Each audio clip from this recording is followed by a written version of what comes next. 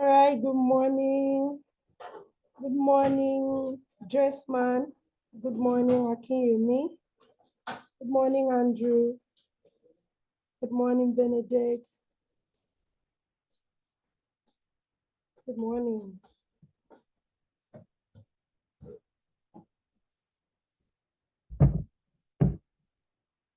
Okay, all right. So we have just 3 minutes to go from here.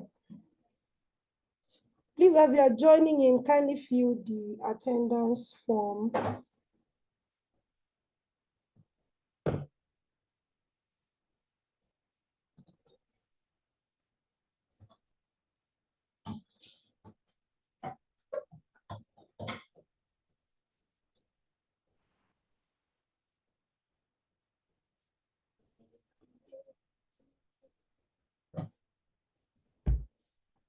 Ready?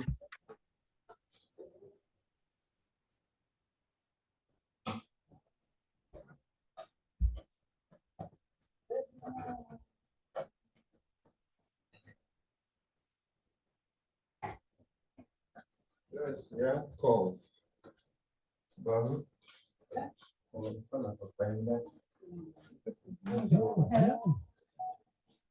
Good morning, ma'am.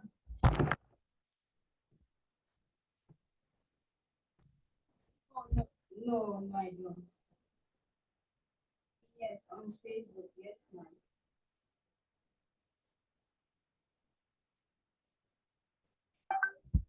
White. It's white, so that paper. All right, good morning. So we are about starting right away. You are all welcome to today's class. I believe we all had a beautiful week. Compliment of the season to everyone. So my name is Mercy Isong, and I'm going to be your moderator for today. Going to be your moderator for today. Okay, so you're all welcome once again. Please, as you come in, fill in the attendance form. So welcome to Transformation College, where we transform lives. So before I continue, I just want to tell you that if you have not yet done your assessment, if you are yet to send in your ISO certificates, please do well to send them on or before Friday, because we no longer have time. Thank you for that. So it's no longer news that Transformation College is offering scholarship. Registration is actually ongoing, and the deadline for the registration is 23rd of December. Please encourage your friends and family to register and make use of this opportunity. All right? Please tell your friends and let them register with us. So you're welcome again to today's class. And today, please, as you join, fill the attendance form. Thank you. And today's class, as usual, we'll be having 3 sessions. Today is the 10th, the 9th of December, 2023. The first session, we will be handling social intelligence and negotiation. The second session, we will be handling cybersecurity management. And after our 30-minute break, when we return, we will be handling modeling and delivering requirements. So without further waste of time, I will be introducing our first speaker for today, who will be handling social intelligence and negotiation. Please, I want to introduce our first trainer in the person of Segun Lawal. Segun is a seasoned management consultant specializing in HR innovations and strategy. His extensive experience underscores his proficiency in leveraging innovative approaches to enhance organizational performance, and efficiency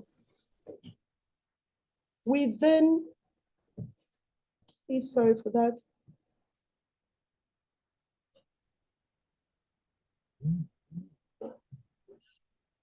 I'm sorry for that.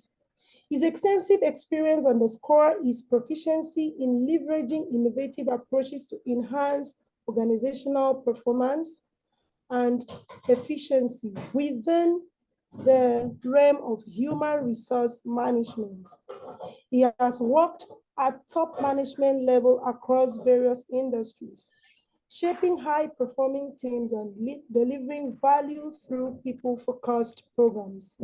He's a graduate of marketing, has a chartered postgraduate diploma in marketing from National Institute of Marketing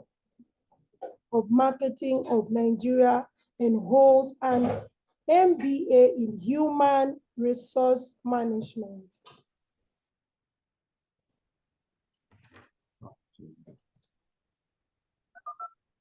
Human resource management.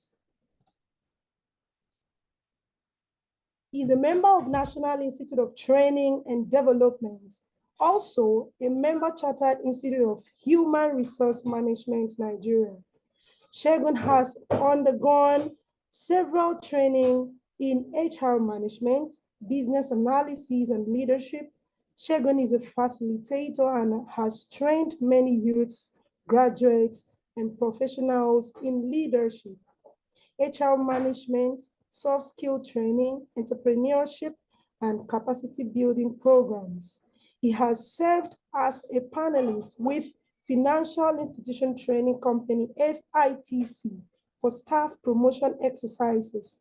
He has done same with notable federal government financial institutions like Federal Mortgage Bank Nigeria, FMBN, National Insurance Commission, NICOM, etc.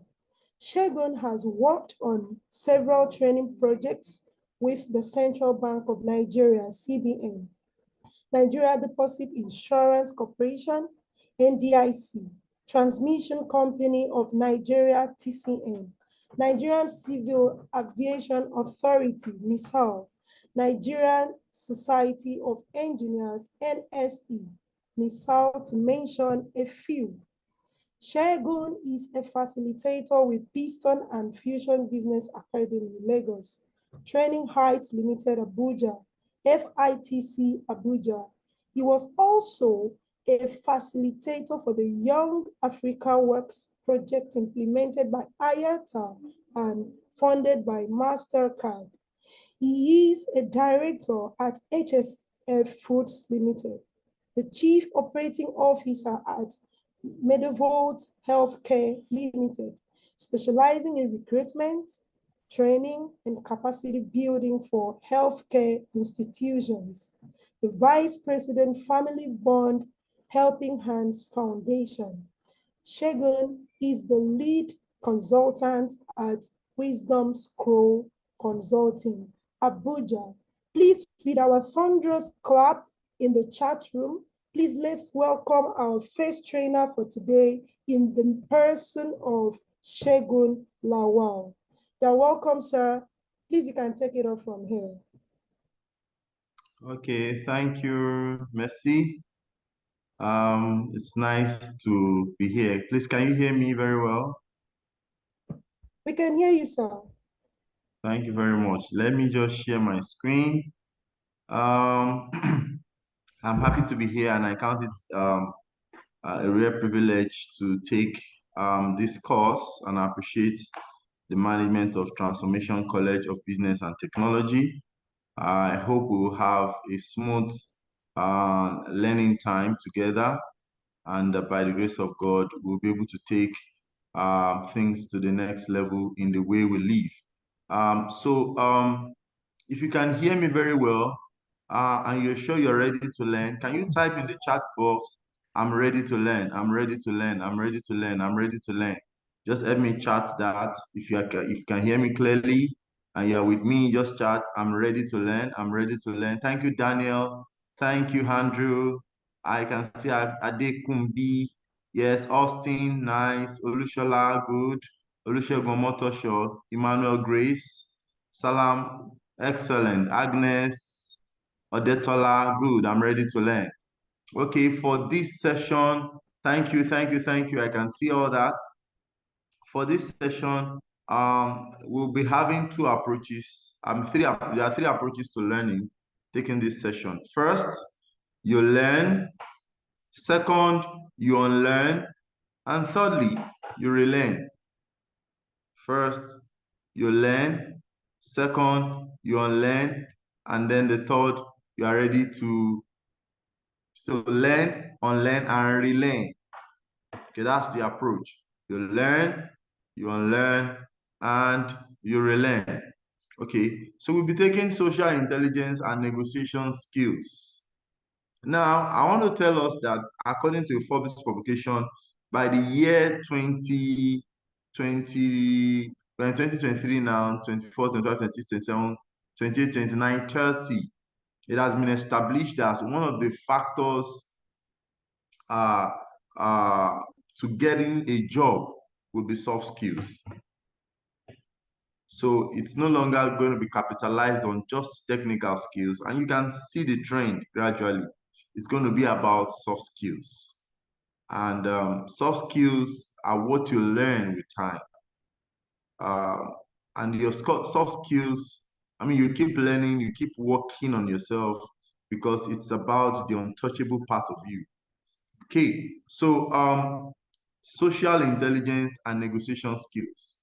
Social intelligence and negotiation skills. First, I'd like us to start with uh, social intelligence. What is social intelligence? Okay, this is the ability to successfully build relationship and navigate social environment. Now, the way we interact with our society, the way we interact with people, our attitude to relationship goes a long way to tell who we are and how long we can last. In fact, someone once said, your net worth is your network. Who you know is who you are. Okay? So your social intelligence is the ability to successfully build relationship. So relationship starts from somewhere, but should be built. Relationship starts from somewhere, but should be built. Okay, relationship don't just happen, we build them over time. Relationship don't just happen, we build them over time. Now, strong relationships improve our immune system to help combat our diseases. You know, when you have a happy life, when you have a happy life, when you know people, when you have good relationship with people, it affects how you live, sincerely. It affects how you live. Okay. Loneliness and weak relationship are loneliness and weak relationship are one of the major sources of stress and health problems. You see that when you don't talk to people, when you don't carry people along, it affects your life. It affects your life. Uh, you stay to yourself. You are too moody. You don't share problems with people. People don't know what you're going through. People don't know. You're just in your world. I remember some years back, there was someone I met at some point, and I asked the person, so what did you study in school? She told me a course related to, some form of engineering and all that. And I said, to be nice, let me have your CV. It took the person 3 months, feeling like, why do you want to have my CV? Why do you want to know details about my life? And the person was sitting now at home doing nothing. Fortunately, at the end of the day, 3 months later, she sent her CV, and she doesn't know what I could do for her. So even some of my people said, leave this person, let her go away. I said, I just feel there's something about this person. And so we had an interview project, and I invited this person, and then the management of the company picked this particular person, and she got the job. Now, loneliness and weak relationship are one of the major sources of stress, health problem, and depression. Now, not having a job could lead to depression, but because of relating with somebody, many of us, we stay to ourselves. It's not bad to stay to yourself, but sometimes you don't know if the solution to your problem is the next door neighbor. But when you begin to keep to yourself, in fact, I had a training on pride and arrogance. I actually discovered that arrogance is when you feel you are something and you don't have anything really to be to make you feel what you have. You are just you are covering something up. You are not there. So, but pride is when you have something you are proud over, something is getting into your head. So, a lot of our attitude are just arrogance, nothing to offer, nothing to show, but you feel you have something. So loneliness and weak relationship are not good for a healthy life. They make you stay in your problem, in your challenge, and they have nothing to offer you. So our relationship affect every area of our lives, from colleagues to spouses and friends to kids. Good sense of humor will attract positive people into your life. When people see you, they know they will laugh, they know you are charming, they know you can carry people along, they know you can talk well, you have the high tendency of having quality people in your network. Now, okay, sorry, my screen is not moving. Okay. Okay, signs of social intelligence. How can you be sure you have social intelligence? Number one is effective listening. Effective listening. Now look at it. If you can see me very well, you can actually do what I'm doing. See, God gave you 2 ears and 1 mouth so that you should listen more than you talk. God gave you, if you can do this, anyone who can come up with their videos can do what I'm doing so that I can see you. Okay, God gave you 2 ears and 1 mouth. It means that you should listen more than you talk. But unfortunately, the reverse is what we do. We talk more than we listen. In fact, someone said, this generation listens to reply and not listen to understand. So it's a bad form of listening. Effective listening is a good sign of social intelligence. How well can you listen to people? We determine your tolerance level, your ability to understand people's viewpoint, your empathy skills, then conversational skills. How can you talk with the respect and with equity, in a diversified environment? Conversational skills, it's very important. Reputation management. What do people say about you? That's your reputation. How do you manage what people say about you? So sometimes some things are not wrong, but then because of your reputation, you want to stay away from it. Some things are not bad to do, but because of your reputation, you are conscious of who you are and the way people perceive you. Then lack of arguing is another sign of social intelligence. Some people can argue, they don't want to accept, they don't want to agree, they don't want to listen. They just believe that what they know is just too enough for them. This is a sign of low social intelligence. When you argue too much, you don't know how to listen to people, you don't know how to understand people's viewpoint, it's a sign of low social intelligence. Okay, and looking at motivation, self-awareness, like being driven to achieve uh, for the sake of achievement. No, how do you, there's what we call self-motivation, there's internal motivation. What keeps you going? I remember one of the greatest questions that had me turn around in my career path was a question someone asked me. How do you enjoy what you're doing? That's a big question. That was a big question for me some years back. And I said, I'm in a well-paid job, but I don't enjoy what I'm doing. I just don't feel fulfilled. So you need to evaluate yourself, know yourself from within out. Some of us, it's only money that motivates us. What if there is no money? What keeps you going? So these are areas in social intelligence you need to understand yourself and work on. Self-awareness, knowing yourself, self-regulation, controlling and redirecting one's destructive emotions and impulses. You can control how you feel, how you should have reacted, you manage it. Social skills, managing relationship to move people into desired direction. That's what social intelligence encompasses. Empathy explains that you put other people in your own shoes. Okay. Okay. So we move on now. Okay. The next thing is strategies to develop social intelligence. Now, how do you develop this social intelligence of a team? Okay. Number one, pay attention to what and who is around you. Someone said, show me your friends, and I'll tell you who you are. Sometimes we are too close to negative people. We can't be positive. Sometimes you are too close with unorganized people. You can't be organized. So you are a reflection of the friends and the people around you.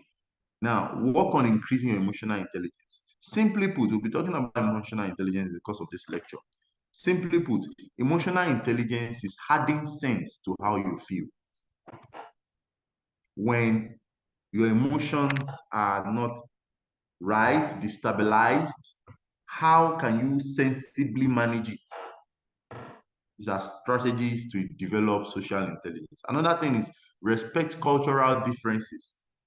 Some weeks back, I was in Sokoto State, and coming from my own territory in Abuja, for a project. The project was in the healthcare industry to audit a health facility. So when I met the ladies there, I had the tendencies to shake, but you don't shake women around there. Respect cultural differences. You don't say their culture is stupid. What kind of nonsense is that? They are not civilized people. No, you don't say that. That's what they believe. That's how they live. You can't come one day and begin to fault it and begin to stock it down. That's not right. So you have to learn to respect cultural differences. We have three major tribes. We have other tribes in Yoruba, but we have, as what they tell us or what they say, okay, that there are three major tribes: Hausa, Yoruba, and Igbo.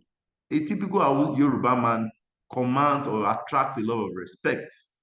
To other tribes, it doesn't seem to be that way. I have to bend down to greet you. I have to prostrate to greet you. To other tribes, they will ask, are you God? So don't see that they are disrespectful. Don't see that they are bad-mannered. Just understand that you are actually in another world and they don't see things the way you see it. Practice active listening. We said that. Appreciate important people in your life. Appreciation is a way to develop social intelligence. Now, the more you appreciate, the more you attract positive people and positive input in your life. Okay. Okay. So let's move to emotional intelligence. Emotional intelligence. Simply put, like I said earlier on, emotional intelligence is adding sense to how you feel. You feel discouraged, you feel depressed. It's not a reason to disrupt or to scatter the office or your family or to be throwing tantrums.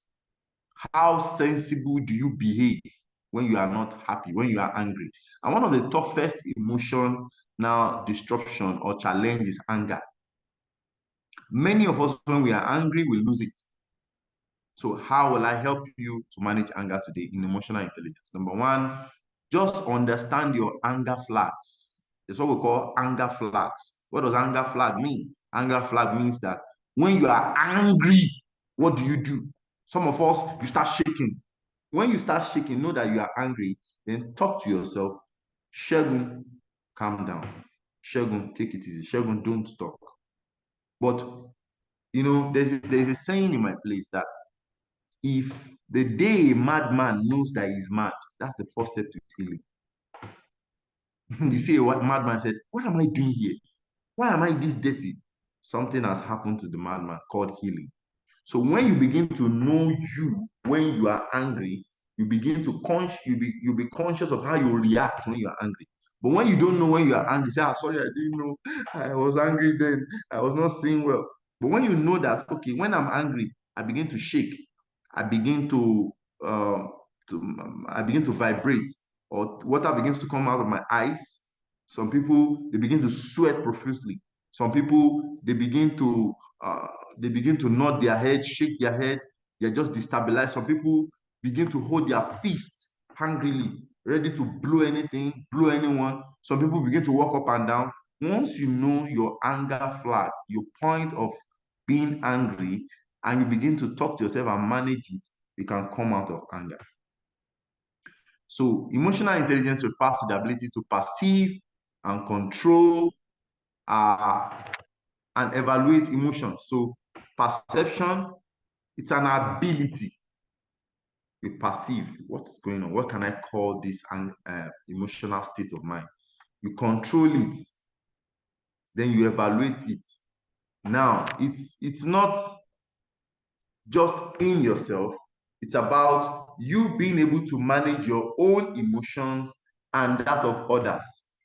So you are not the one angry now. It is someone else that is angry. How do you manage a angry man? So you are beautifully dressed in a fast food restaurant, and because you're on queue, something happened. Excuse, madam, please move now. I'm okay now. At least you met me on the queue. What's this nonsense now? Madam, shift, I beg you. Are not ready to buy. Please get the hell out of here. Okay, take it easy now. And then the next thing, you must be stupid for that. What do you mean by take it easy? Am I your mate? You're a mad person. So the person calls you mad, the person calls you stupid. You need to ask yourself, are you mad? I'm not mad and I'm not stupid. Something is wrong with this guy. To see somebody in black suit like me, looking handsome and calling the person mad, something is wrong with this guy. And that's the reason for you to keep quiet. But you know, the normal state of human being, when the man is actually saying negative words at you to stir up your anger for a reaction, to say, okay, let us face it at the devil's court. So the more you now work on yourself, it's like he's saying mad, stupid, idiot, crazy, fool, bastard. Every other, they are not even entering your head. It's like you put something between your ears and you are blocking them out. At that point, somebody calls you an idiot, your father is a bastard, and you could not do anything. You just look at the person because your father is not a bastard in the first place. That is a strong emotional intelligence. It's a very vital skill for everyone who wants to rise the ladder of leadership and greatness in life. If you are not emotionally, now I belong to several organizations, top management, executives. Something happened in one of the um, maybe ESCOs I belong. Recently, there was a misunderstanding between the chairman and one of the ESCO members, specifically the treasurer. And do you know what happened? So the treasurer said to the chairman, your cup will soon be full. You see the way you are doing things, and the chairman talks anyhow. So when that one had that, he told him, you are a bastard. You are a bastard. I say it again, you're okay. So to cut the story short, that was how the misunderstanding started. The question is, are you a bastard? You are not a bastard. You should know that this person has a weakness or is hungry, so you don't need to react. I found myself in several positions where people reacted and I stood calm. I've also reacted sometimes, but after learning, going through emotional intelligence courses, I've learned to manage myself and to say sorry. Many of us don't know how to say sorry. When you know how to say sorry, you are actually stepping up your emotional intelligence management ability. So there's what we call EQ. That's emotional intelligence. It's an ability we need to develop in ourselves. It involves the ability to monitor one's own feelings and emotions, to discriminate among them, and to use information to guide one's thinking and action. Please, I want to join us. I took time to explain this so that we can work on ourselves. Emotional intelligence is very important. We've had people resign because their boss said something to them. Who are you that your boss cannot say something to? It's not everything people say they mean. Please get it. It's not everything people say they mean. So when you take everything you hear so seriously, you will never stay in the midst of human beings. You become a problem staying in the midst of people. So that's why it's very important that please will learn to manage our emotions. Let's learn to manage our emotions. Young people, it is not, we are learning. I've seen a lot of people come to me, sir, come and mentor me, come and mentor me. When you correct them, they cut you off. It means you are not emotionally intelligent, you are not submissive, you are not ready to learn. Your parents can talk to you because they are angry. Don't take it personal. How can they call me fool? You are not a fool in the first place. Always know who you are. And for the fact that your father talked to you anyhow, your mother, your teacher, your lecturer, is not a reason to reply. You know, a lady I once had an issue with a lady. I told her, do this. And she said she's not going to do this. She will do this. I said, no, you can't do it. I'm the one that told you to do it. And then she started misbehaving. She left the company, they sacked her. And someone said one day, a lady left a place because of bad behavior. And the manager said, the same attitude that made you live here will make you leave the next place you are going. Let me tell you today, character deficiency determines the height of leadership. Character deficiency determines the height of leadership. If you want to go far in life, if you want to go far in your career, then work on your attitude, work on your character, be emotionally intelligent. Okay? Emotional skills for emotional intelligence, the ability to perceive one's emotions, the ability to reason with emotions, the ability to understand emotion, the ability to manage emotion. So we've talked about the negative emotions. Let's talk about the positive emotions. So I'm in a maybe the toilet area, one secluded place, and I met a colleague, a female colleague of mine, a pretty lady, probably she's just crying. What happened? And I walk up to her and she was like, well, it's not what you can't understand. And she started crying, and I hugged her and tried to put her head on my chest just to pet her. And someone passed by and meets the two of us. What do you think they'll perceive? Oh, they started romancing the toilet. So that's another part of it. You need to learn. So my expression of my emotions or my reaction of my emotions towards that crime was what led me to patting her. But that patting her is dangerous to my reputation. People can say that I'm having an affair with a lady. And because I know that she has an emotional challenge or one kind of challenge, I want to stay close to her. But yes, people say, I don't care what people say. So far, I'm helping somebody, but your reputation is very important. You will not be there where when people are talking about you. And there are better ways you could have done that. You don't need to put her on your chest and hug her and squeeze her to actually have a message of help transferred to her. So that's the essence of courses like this, so that we can learn the right attitude to managing a lot of stuff in our life. Okay, components of emotional intelligence, perceiving emotions.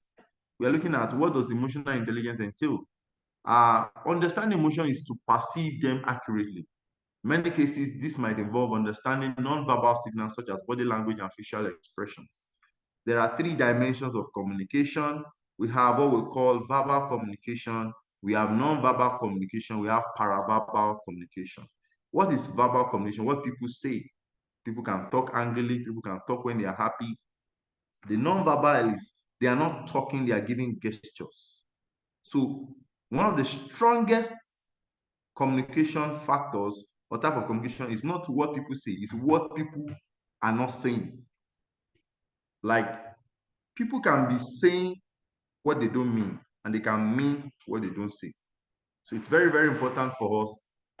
It's very, very important for us to understand our emotions and non-verbal communications and how to how to speak how to speak in such areas. Okay, so the other paraverbal is the tone. Good morning. Good morning. Good morning. The tones are different. So those are paraverbal communication. The tone of what people say can help you understand what they mean. Okay, so that's perceiving emotions. Okay, so body language is very, very important, and gestures mean a lot. Now, the next is reasoning with emotions. It involves using emotions to promote thinking and cognitive activity. Emotions help prioritize what we pay attention and react to. Okay, we respond emotionally to things that that are that matter to our attention. So sometimes you promote thinking and cognitive activity. What does that mean? Your emotions determines how you think. Okay, the state you are determines your thinking. It affects it largely, and that's why you have to work on your emotions and not pour things out the way you are feeling emotionally. So someone says something so annoying does not mean you should react or respond annoyingly. You could spoil a lot of things. And my people say something that words are like eggs. When they are broken, you cannot pack them back. Okay, it could be your boss, it could be your parents. Whatever you say can affect a lot of things and destroy relationship. Component of emotional intelligence, understanding emotions that we perceive can carry a wide variety of meanings. What we perceive, the emotions we perceive can carry a wide range of meanings. If someone is expressing anger emotion, the observer must interpret the cause of the person's anger. So for instance, you used to know someone who is jovial, who has a good relationship, but these days just go cranky, is not smiling, and then you are trying to force the person to laugh. And because of that, person said, please mind yourself. I don't want you to believe anything stupid. And you're like, stupid me? Do you know who you are talking to? Who the hell are you talking to? You had the cause of that because you did not study. This is not this person's usual way or usual practice. You should be able to understand something is wrong with this guy. This is not him. What could be wrong? You should be emotionally intelligent to find out, to manage the person, not just react. Okay. Okay, managing emotions, the ability to manage emotions effectively is a crucial part of emotional intelligence, the biggest and the highest level.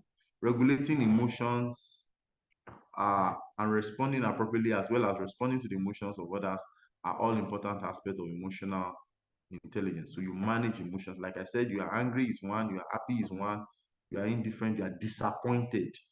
Okay, you know, when it comes to disappointment, just go to a tailor or a mechanic. They can mess you up. The tailors can mess you up. Oh my God.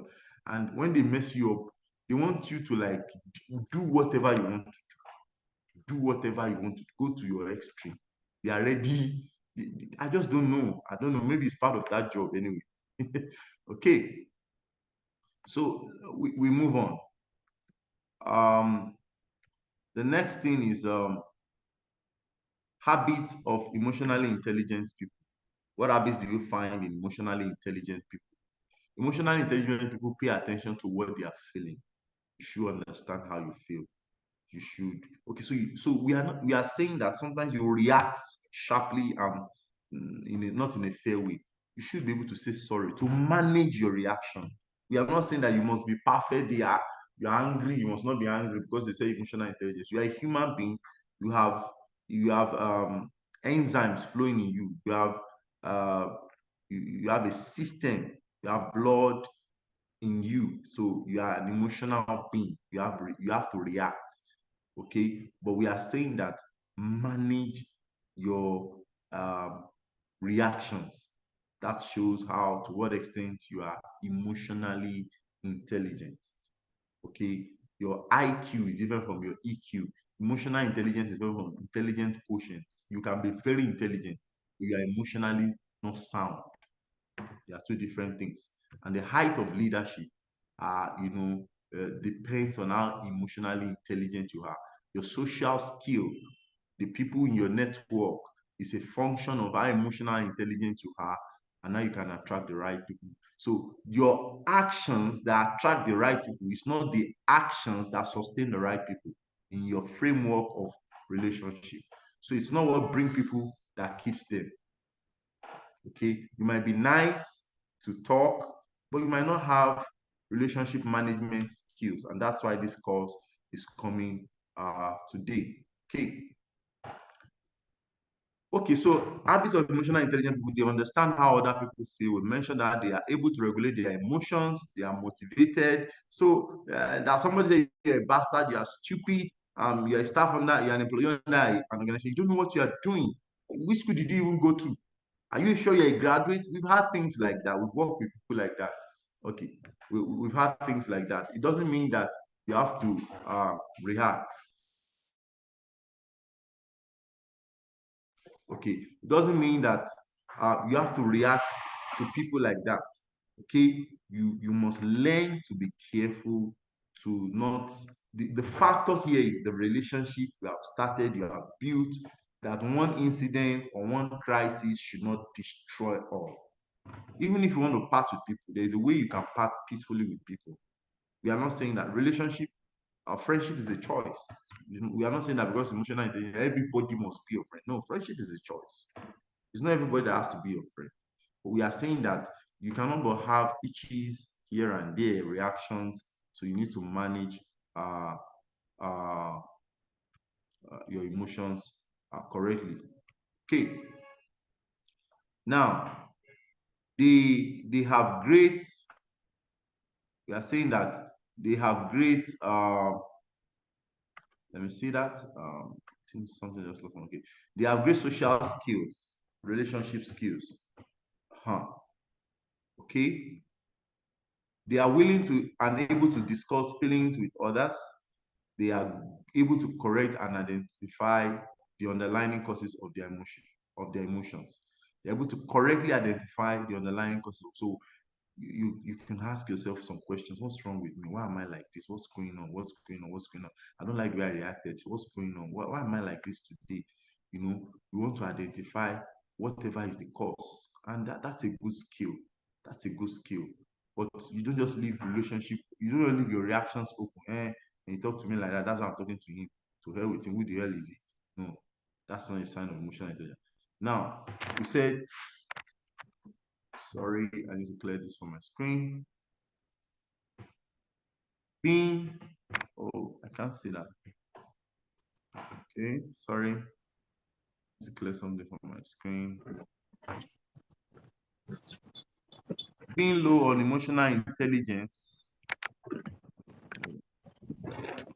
Being low on emotional intelligence can have several drawbacks, but having a very high level of emotional skills can also come with challenges.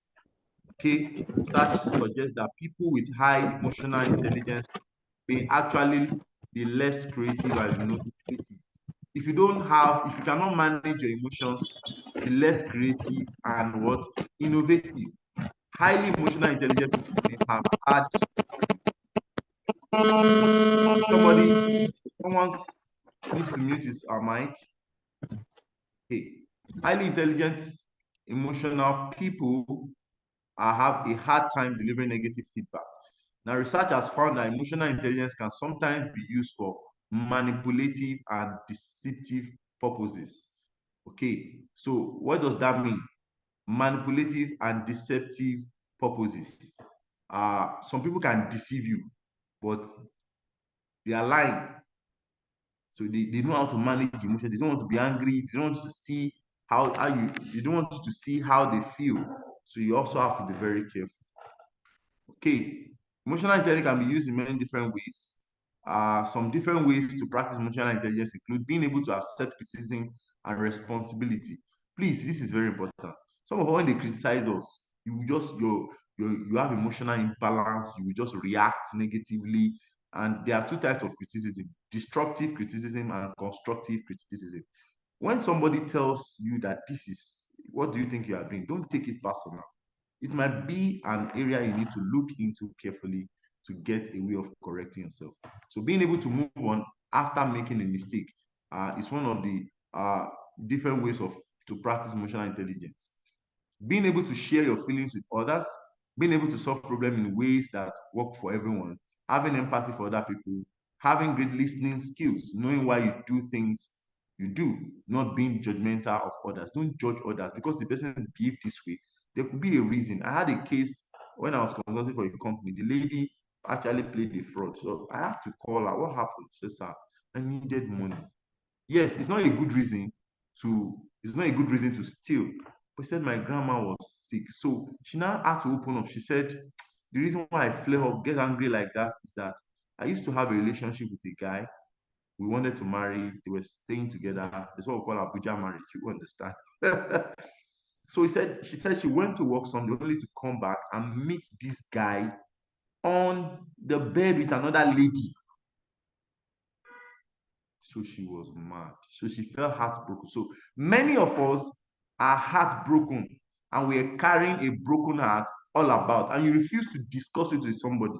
So the heartbreak will continue to mess you up.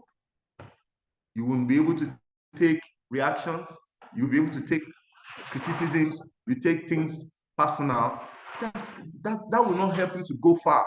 You mess up with your bosses. You mess up with your colleagues. You mess up with your loved ones because you just had a heartbreak. You are saying emotional intelligence can help you. You can go for a counsel. Someone can help you out of that emotional depression or challenge or that kind of heartbreak you find yourself, because it will be affecting every part of your life and you won't be able to keep even people that will help you around your space. Okay. Emotional impact of emotional intelligence, thinking before reacting. Yeah, emotional intelligence actually helps you to think before you talk, think before you react, think before you say. Great self-awareness, greater self-awareness. When you are emotionally intelligent, you know yourself.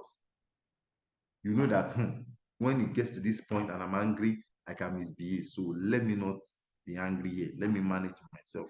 Empathy for others. You want to consider other people. Low emotional intelligence.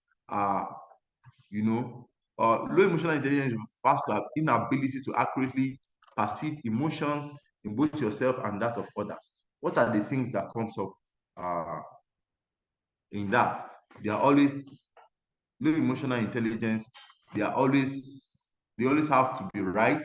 They are both oblivious to other people's feelings. They have insensitive. They behave insensitively. They don't care. They don't want to give a damn. They blame others for their problems. They have poor coping skills.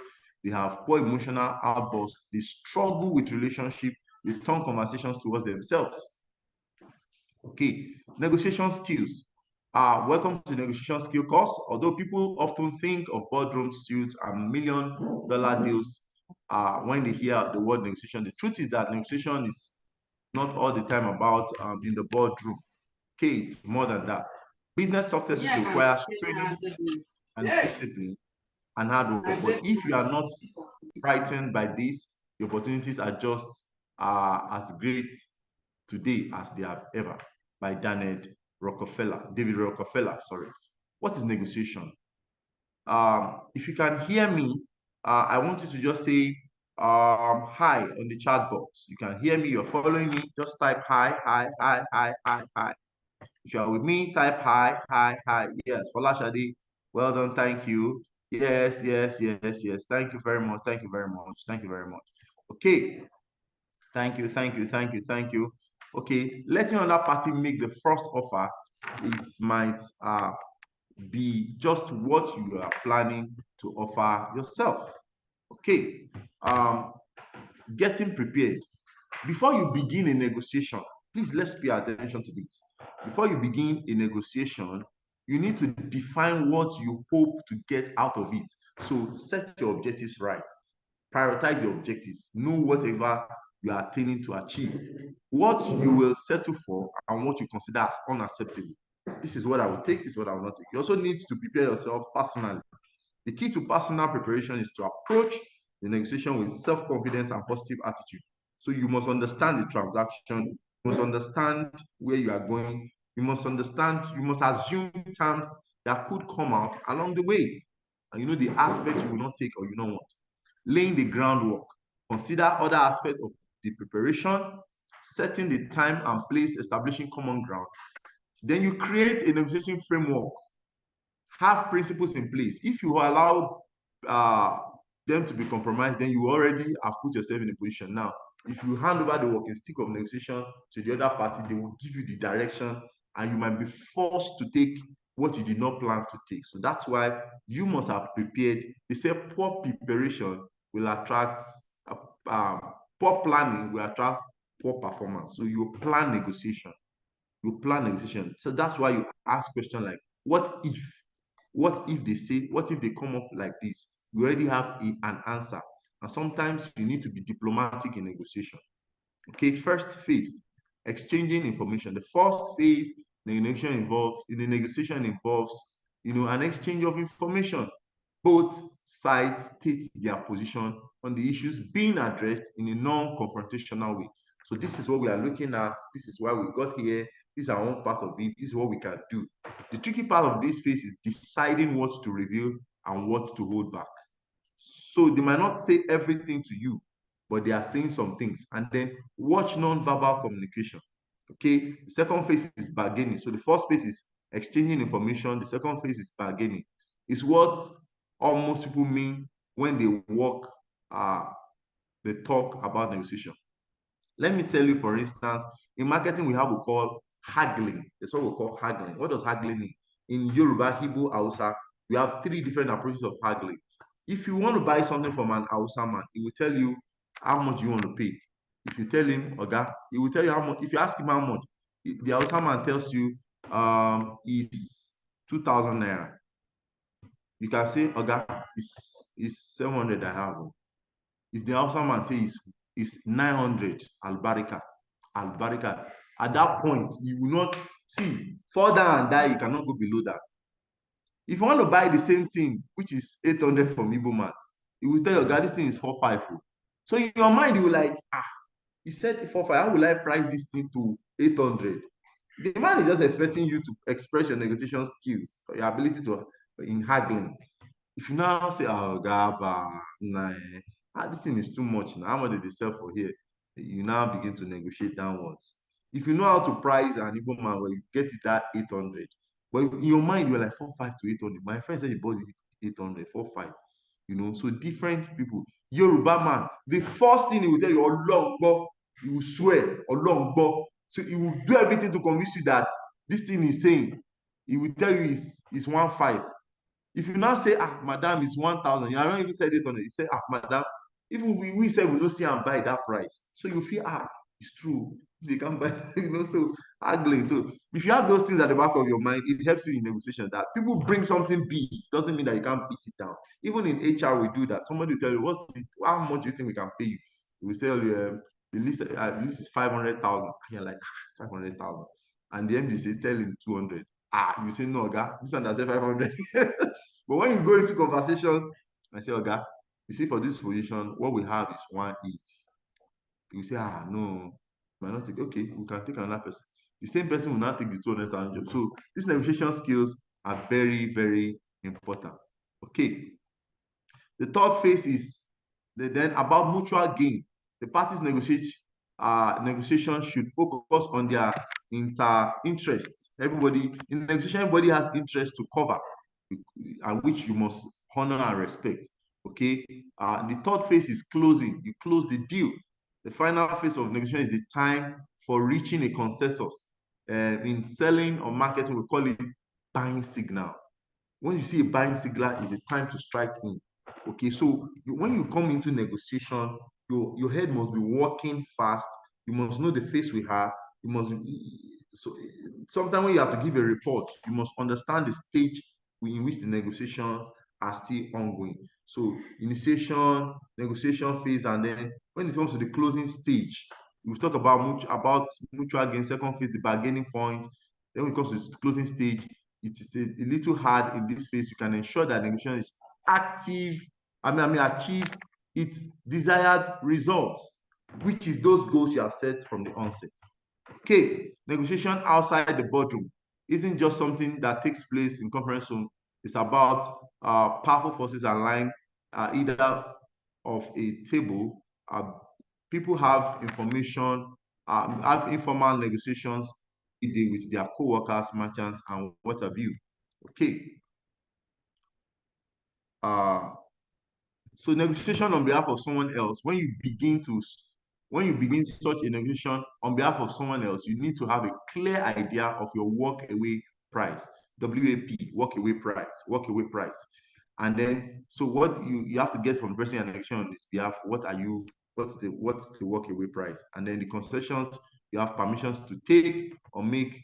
You also need to be sure you have understanding of the issues well enough to respond to tough questions. Okay, winding up. We hope that your journey to improve your negotiation skills is just beginning, and please take a moment to review and update your action plan. This will help a key tool to guide your progress in days, weeks, months, and years to come. We wish you the best of luck in your very best of your travels. You know, when you are winding up, you are making a conclusion, you know, that's very important. Then characteristics of, okay, characteristics of a good negotiator is assertive, is patient, is open-minded, is a careful listener, self-disciplined, you're not carried away, flexible. They want to negotiate with you, they take you to a good restaurant, you start eating everything, they are just buying your emotion.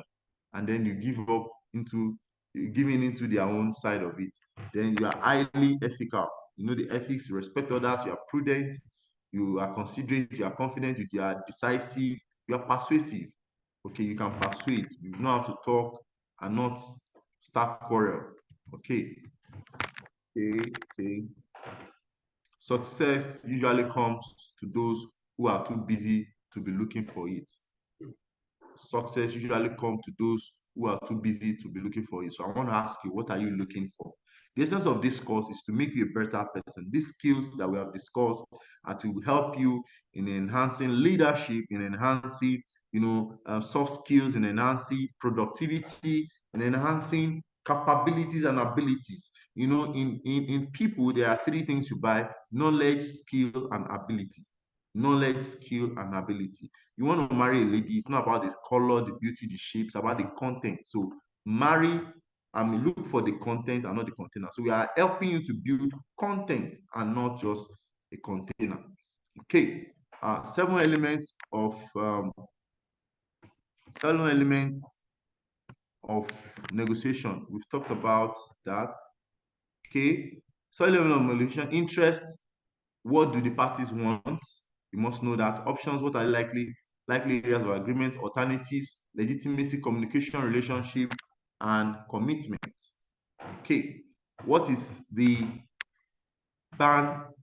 What is bantan? Batna. Sorry, I'm not seeing my screen well here. Okay, that's best alternative to a negotiated agreement. How the proposals match realistic alternative if you cannot come to a deal. The more attractive banter is compared with the proposal you receive, the more power you have, the less attractive your banter. Now, list what you would do if you fail to reach an agreement. Convert. So how do you develop your banter? That is best alternative to a negotiated agreement. Best alternative to a negotiated agreement. Convert the most promising options to practical choices. Select the single best options that is your banter. Compare banter to a proposal. If you offer a better than your banter, consider improving or accepting it.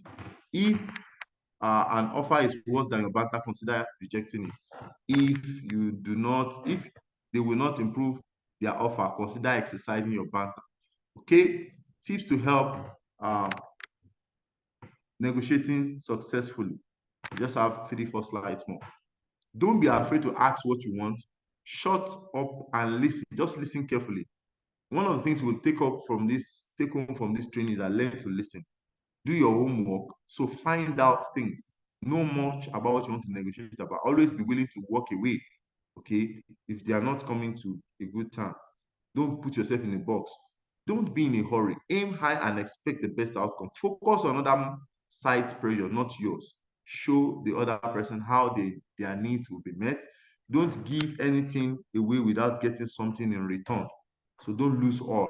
Don't take don't take the issues or the other person's behavior personally. Okay. Listening. So the do's in negotiating: listening and learning, controlling emotions, identify tenant strategies and tactics, maintaining the dialogue. So keep engaging the dialogue. Okay, going the do's, the don'ts in negotiation. Go in negotiation unprepared. The don'ts in negotiation. It's not good to go into a preparation unprepared. Strictly rely on creativity, improvisation, and intuition. Not know when to walk away. It's not good. Ignore intimacy. Ignore legitimacy. It's not good. Make a commitment before listening. Uh, let's look at these quotes, inspirational quotes as we close. According to John F. Kennedy, let us begin a new remembering on both sides that civility is not a sign of weakness. Let us never negotiate out of fear, but let us never fear to negotiate. According to Henry Kingsguard, each success only buys an admission ticket to a more difficult problem. According to Tom Peters, under promise, over deliver. Thank you very much for your time. My name remains Shegun Lawal. Thank you. Back to you, Mercy. Wow, that was a wonderful, informative, and educative session with you, sir. Thank you for that. So Thank I you. don't know, yeah, I don't know if anyone has a question, but while you were still teaching, we had some question. We had a question coming. Hello, Mr. Shegun. I don't know if you can hear me from here. Hello, Mr. Shegun. Okay, yes. So there was a question while you were still talking on Okay. character. So the Okay. person says, if character is that important, why then are we having leaders with questionable character at the helm of affairs everywhere in the world? Okay, thank you very much. This is a very big question. Humanity is a complex issue on its own. And I was in a training in ABU Zaria for the Young African Works Project, and someone asked a similar question, that is there hope for Nigeria? And I said there is no hope. That the only hope we have is you, the young people. And that's why we're having platforms like this. So let's not focus on the leader that has failed, because you can't change him. Let's focus on the you who is a potential leader tomorrow. They were also people like you before. But one of the things that I've discovered is that people don't develop the right leadership competencies before assuming the position of leadership. People don't practice leadership. People are not well mentored by parents, loved ones. Nobody has time to take care of people or parents or children to grow them into leadership. And that is why at the peak of leadership, they express what they know. I am telling you, that man, that woman is just doing what he knows. He doesn't know better than that. Because you cannot do what you don't have, you cannot give. Okay? Yeah. Okay, I So hope that suffices. The question has well been answered. Okay, so one more question. Someone says, how can you negotiate successfully? what? How can you negotiate successfully?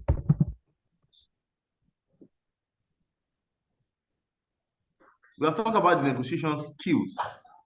You follow the skills, but one of the basic things I want you to know about negotiation is, number one, know, create or establish your objectives. What do you want to achieve? Know what you cannot trade in that negotiation. So know where you can say, I can walk away with this. And then be prepared. Be prepared for negotiation, because you can meet somebody who's more intelligent than you in negotiation. So once you have your strength, understand your strength in negotiation, it helps you to combat a resistance. Okay, but when you define your objectives correctly, I think they will guide you in the negotiation agenda. And some of the things, we can share this material with you. I don't know. You can go through them again to read about negotiation to help us in more effective negotiation. That's the whole essence of that part of that training. you should know when to walk away. You should know what to say and what not to say, and you don't take things personal. Sometimes in negotiation, somebody can say something very nasty, annoying, and that's why we started with emotional intelligence. So negotiation entails a lot, but the end thing is that know what you want to gain and work towards it. Just leaving other issues that can distract you from that. Thank you. Thank you, Mr. Shegun. Please, can we appreciate our first trainer for today? Give us a thunderous clap. Give us a thunderous clap. He did a very wonderful explanatory session. Thank you so much, Mr. Shegun. Thank you so much. Do have a wonderful day. Thank you. Bye. Sorry. All right, thank you everyone for listening. I believe the class is self-explanatory, informative, Hello, can you hear me? Hello. Hello. Yeah, please, I dropped a question on the chat box, but it was not answered. I don't know if it's possible for me to get an answer on that. Oh, okay. We will have to get that question, the answer for you privately, because at the moment our trainer has another engagement. Hope that's okay. All right, no problem. All right, thank you. Thank you for that. Okay, so without further waste of time, we will be moving to our second session, which will be handling ISO 27032, talking about cyber security management. Cyber security management is our next class for now. So I will be introducing our next trainer for today in the person of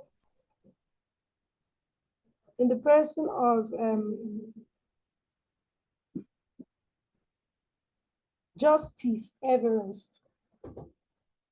Justice Everest is a cybersecurity analyst and has implemented and audited several security frameworks such as PCI, DSS, and Information Security Management System.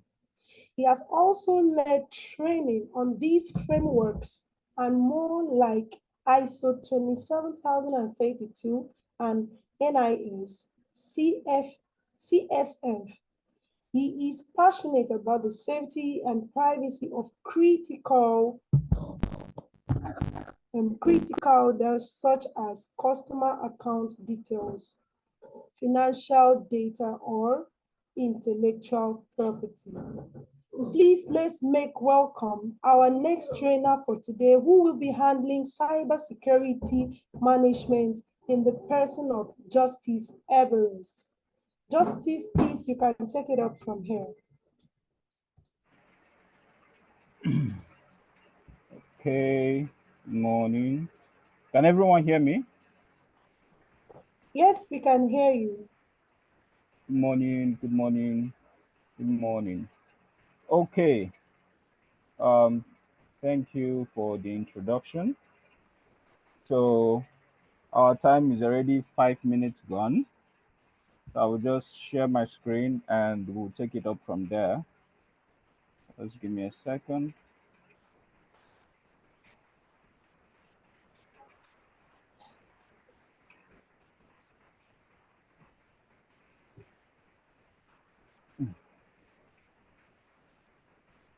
Give me a second, please.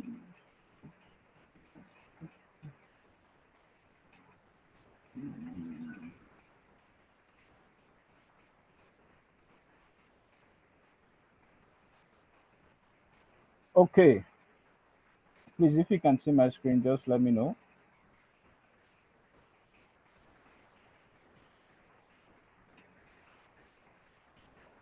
Can we all see my screen? We can see your screen. Okay, that's amazing. That's amazing. All right, so we'll be looking at ISO 27032, which basically talks about how we handle our assets on the internet to avoid to avoid any form of loss of assets or um, having data compromise or any stuff like that. So ISO 27032 has given us guidelines for us to be able to follow to make sure that our assets are actually in line and protected. So we'll look at some of these guidelines, and we'll look at cybersecurity as a whole as well. So at the end of this training, we'll be able to understand the basic concepts of cybersecurity and how to ensure that our assets online are safe. And we also learn about some cybersecurity frameworks that we can also implement to make sure that everything that we have is secure. Okay, first off, what is cyberspace? We've been hearing of cyberspace, cybersecurity, everything cyber. Um, we heard of cyber queues and all that. So the main thing that we just have to understand is that cyberspace is a virtual environment. So it doesn't have anywhere that it sits physically. So it's a virtual environment, or some people can prefer to call it cloud, that it's actually complex.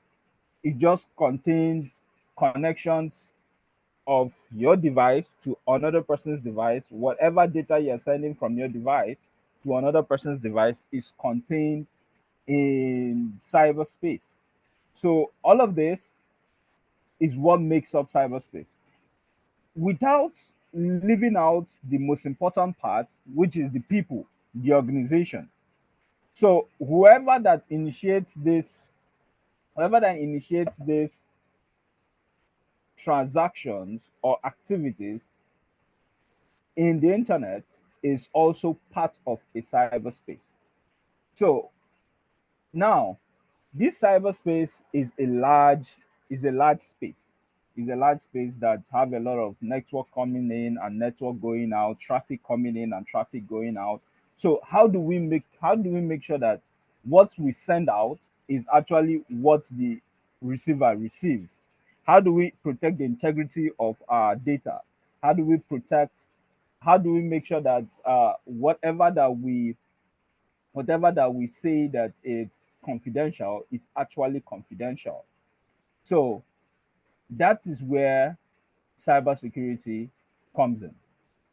So the cybersecurity, what it does is that it's just giving security. Let me use that word, security, to this virtual world. So it entails a lot of practices that will help that will help us make sure that whatever that we are putting on the internet, whatever assets that we have, even on our local network, as long as at some point that we get to connect to the internet, is protected. So all of that activity is called cybersecurity. So let's take a look. Let's take a look at the overview of cybersecurity. We we practice cybersecurity to shield us from malicious attacks, from malicious softwares.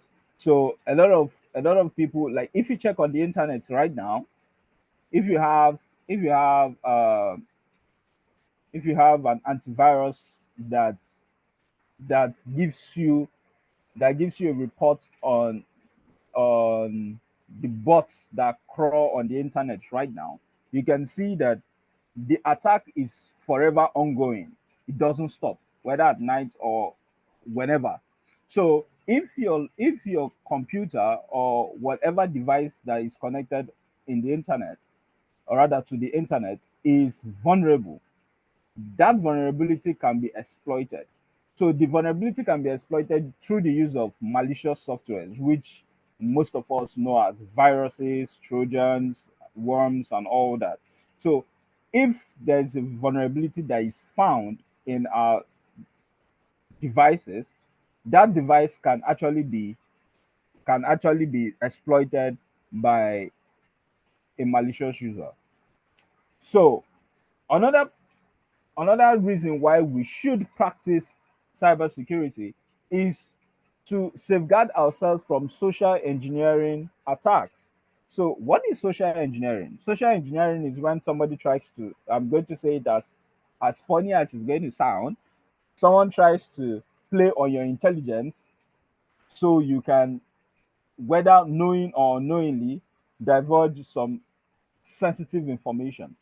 So whatever standard or whatever process the attack takes form, the end point of this social engineering attack is just to rip you off of your sensitive information.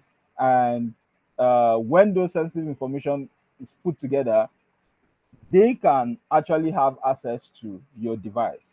So that, in quotes, is what social engineering it's about. So why we're also looking at cybersecurity today is to also help us understand how to share and coordinate our information on the internet. So how to share your information, how to make sure that your informations are safe while sharing is very important. So we'll be looking at steps that we can take later on to make sure that all of this is sorted out. So now let's take a look at this diagram. So this is just a depiction of the activity of cybersecurity. So here we have, let me see if I can get my pointer. Here we have the cybersecurity providers. Okay. Here we have the cybersecurity providers. So the cybersecurity providers gives an organization, releases cybersecurity patches um, to your applications and all of that you have on the internet. Now, an adversary at the same time is attacking your tool.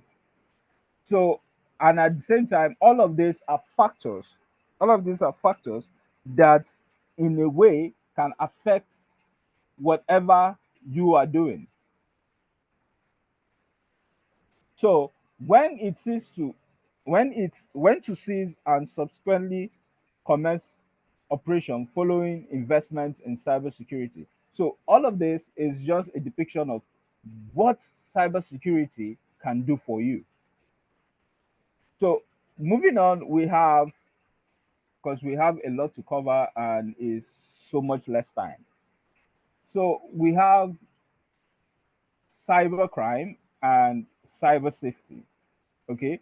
So how we can shield ourselves to achieve this cyber safety is to actually implement cyber security, information security. So when you hear information security, cyber security, network security, they are not the same term, but the essence of all of this is to ensure security. So the mother body is information security. So information security takes care of both your fiat security, that's paper security, your physical security, your network security, your cyber security, anything that will make your organization be vulnerable to an attack in any form is taken care of by information security. So information security is broken down into several parts. So we have application security. So this is the security that you put on your internet facing applications. So let's take an example. You have a payment platform. A payment platform, and on that payment platform, you want to implement a security measure on the payment platform. Whatever security measure that you are going to implement on the payment platform is going to be under application security. Then cybersecurity is it cuts across all of this. cuts across all of this. But the main thing is that once you turn your information digital, once you have a paper, okay, let me take an example. Um, you go into a bank with a paper withdrawal slip. Go into a bank with a paper withdrawal slip, get to the counter, then you give it to the teller. The teller puts in the detail of that teller slip into the system.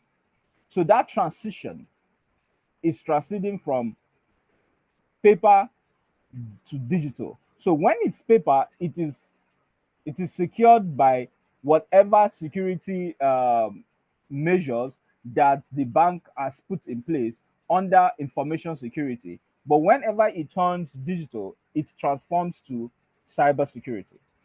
So cybersecurity takes care of anything that is digital. So if you look at this diagram very well, you see that cybersecurity cuts across everything that is actually digital.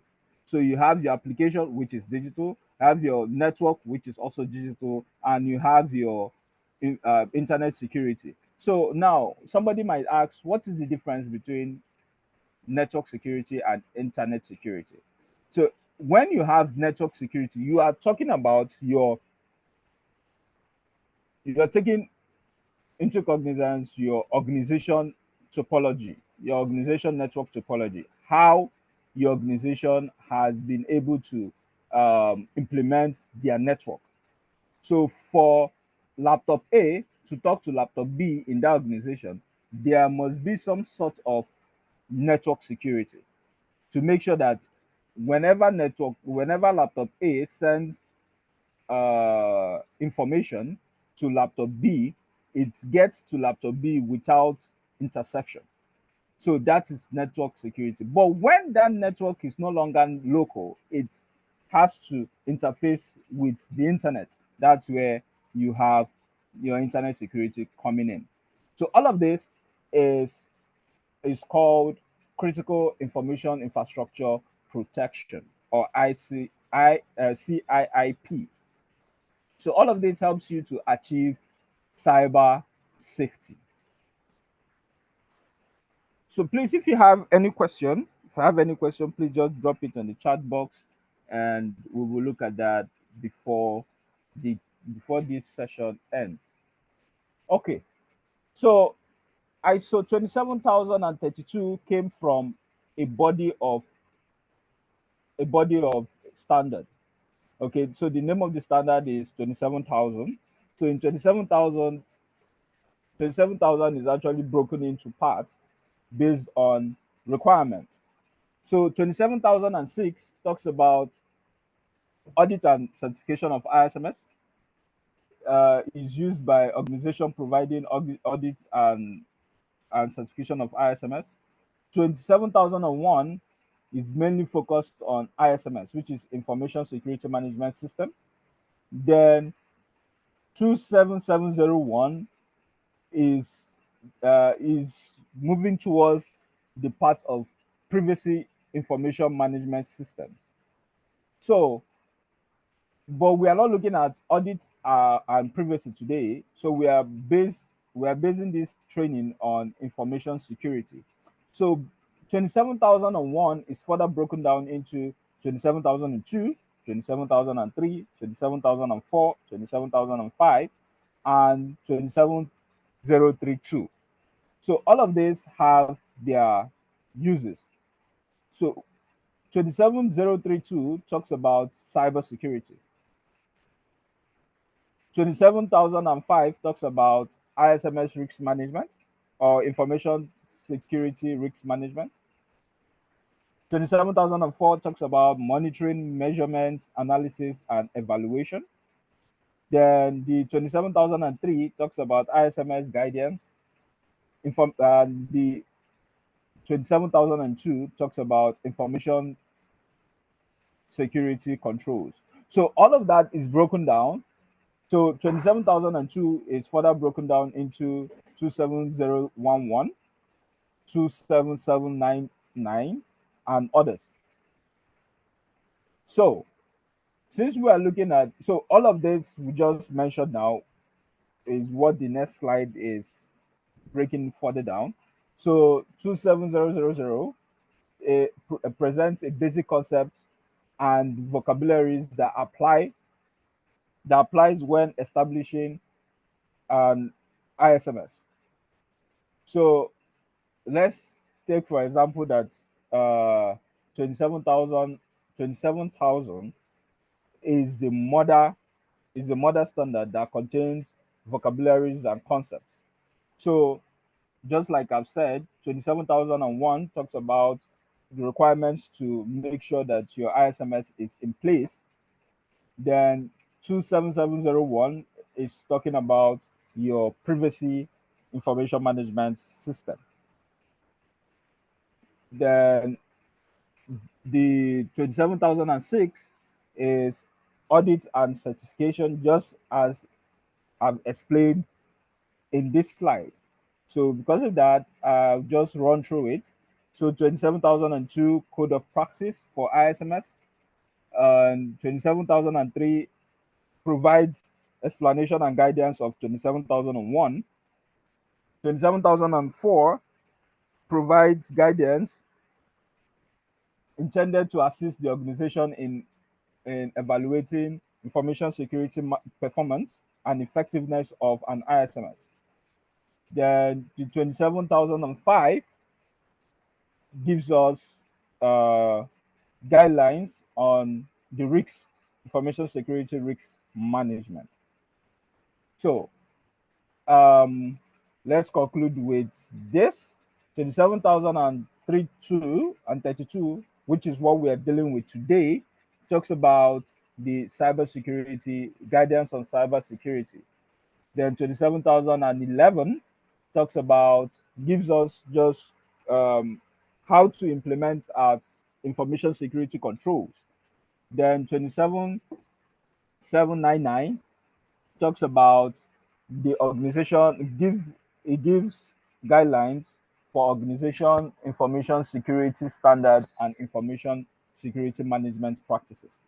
So all of this together is called the 27,000 family of standards. So let's now hit the nail on the head. So we'll streamline the training to 27,032, which talks about guidelines of cybersecurity.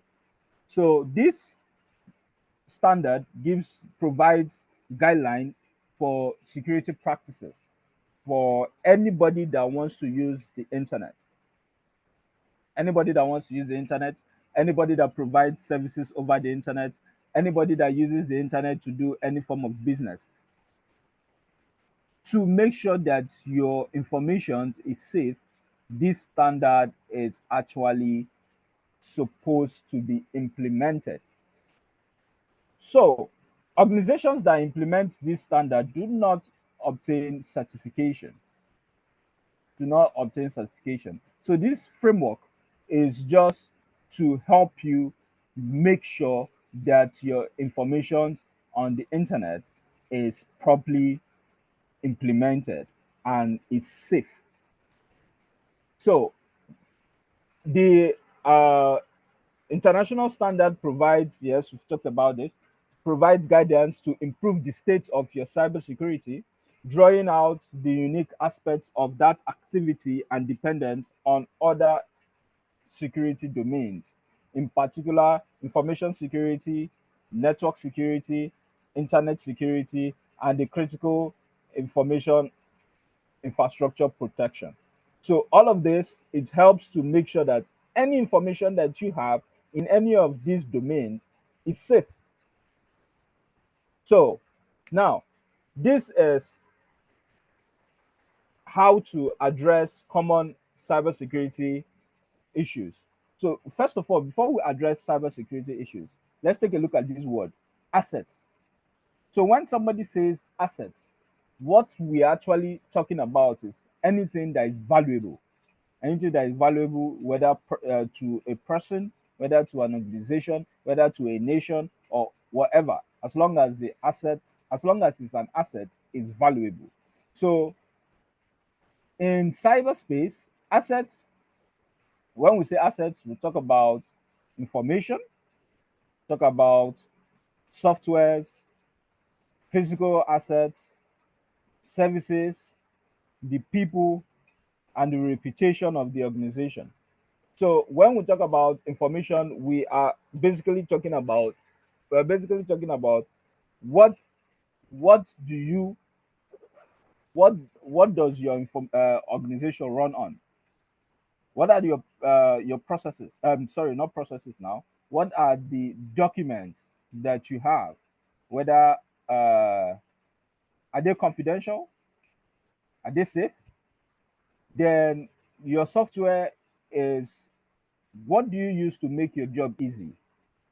What are the automated processes that you use in making your job easy? Is it free from malwares? Is it are there are there backdoors into your softwares? Physical, your physical environment, your server room, how protected are they? Services, processes of your organization, the what your organization provides, what your organization sells, what your organization, the entirety of your organization when it comes to business, is it safe? Then the people, the stakeholders of the organization, then reputation, what does the organization stand for? How do people see your organization? All of this is an asset in cybersecurity. So let me give an example. When, let's say, company ABC provides services that stores PII for organization, that's personal identifiable information, for multiple organizations. So any organization that has that collects this type of information can use the services of company ABC. Now, company ABC's processes was hijacked by a hacker, or rightly put, a threat actor. Now, this makes the organization have a lapse in their integrity. So this threat actor releases the PIs on the public network, that's the internet, and everybody can see it. So everybody knows who is using this service, who is doing this business, and all. So at that time, the service is compromised. So when the service is compromised, whatever information the organization has at that particular time, there's a possibility that the information is also compromised, which will directly affect the reputation of the organization. So all of these are linked.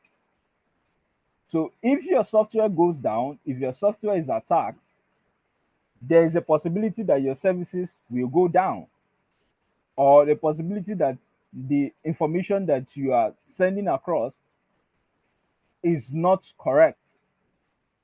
And finally, it will damage the image and the reputation of the organization. So now, assets in an organization, when we talk about assets in cyber space, it can be personal, it can be organizational. So when it's personal, it can be physical and it can be virtual. Same with the organization, it can be physical and it can be virtual. So physical, we are talking about personal digital device endpoints. So your phones, your laptops, any IoT device that it's on the internet. Then virtual could be your online credit information. Somebody wants to say something? O- Okay. So you have your online credit information, your wallets, your bank details, and cryptocurrency. Sorry, whoever that is speaking, if you are not talking to us, please mute. Oh God, excuse me, I just stopped sharing my screen.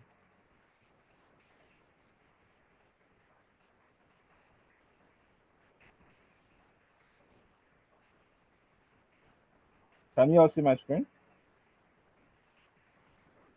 Yes, we can see your screen. Okay. Okay. All right. So, okay. So let's continue. So when it's virtual for personal, you have your bank details, your wallets, your whatever that cryptocurrencies and all of that. So when it's organizational, your physical is your infrastructure, then virtual, online brands, your services, and all of that. So this is what constitutes assets.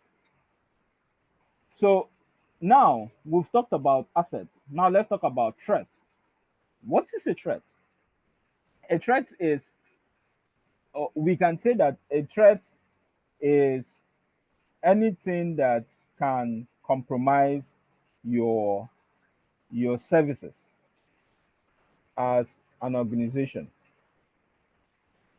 Anything that can compromise your services as an organization. Anything that can inflict loss in your organization. So threats can your personal and your personal informations can be targeted.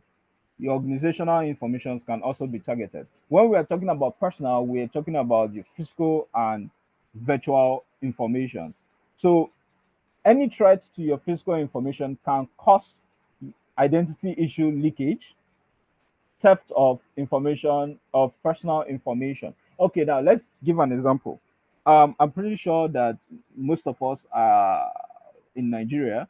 So this threat um, that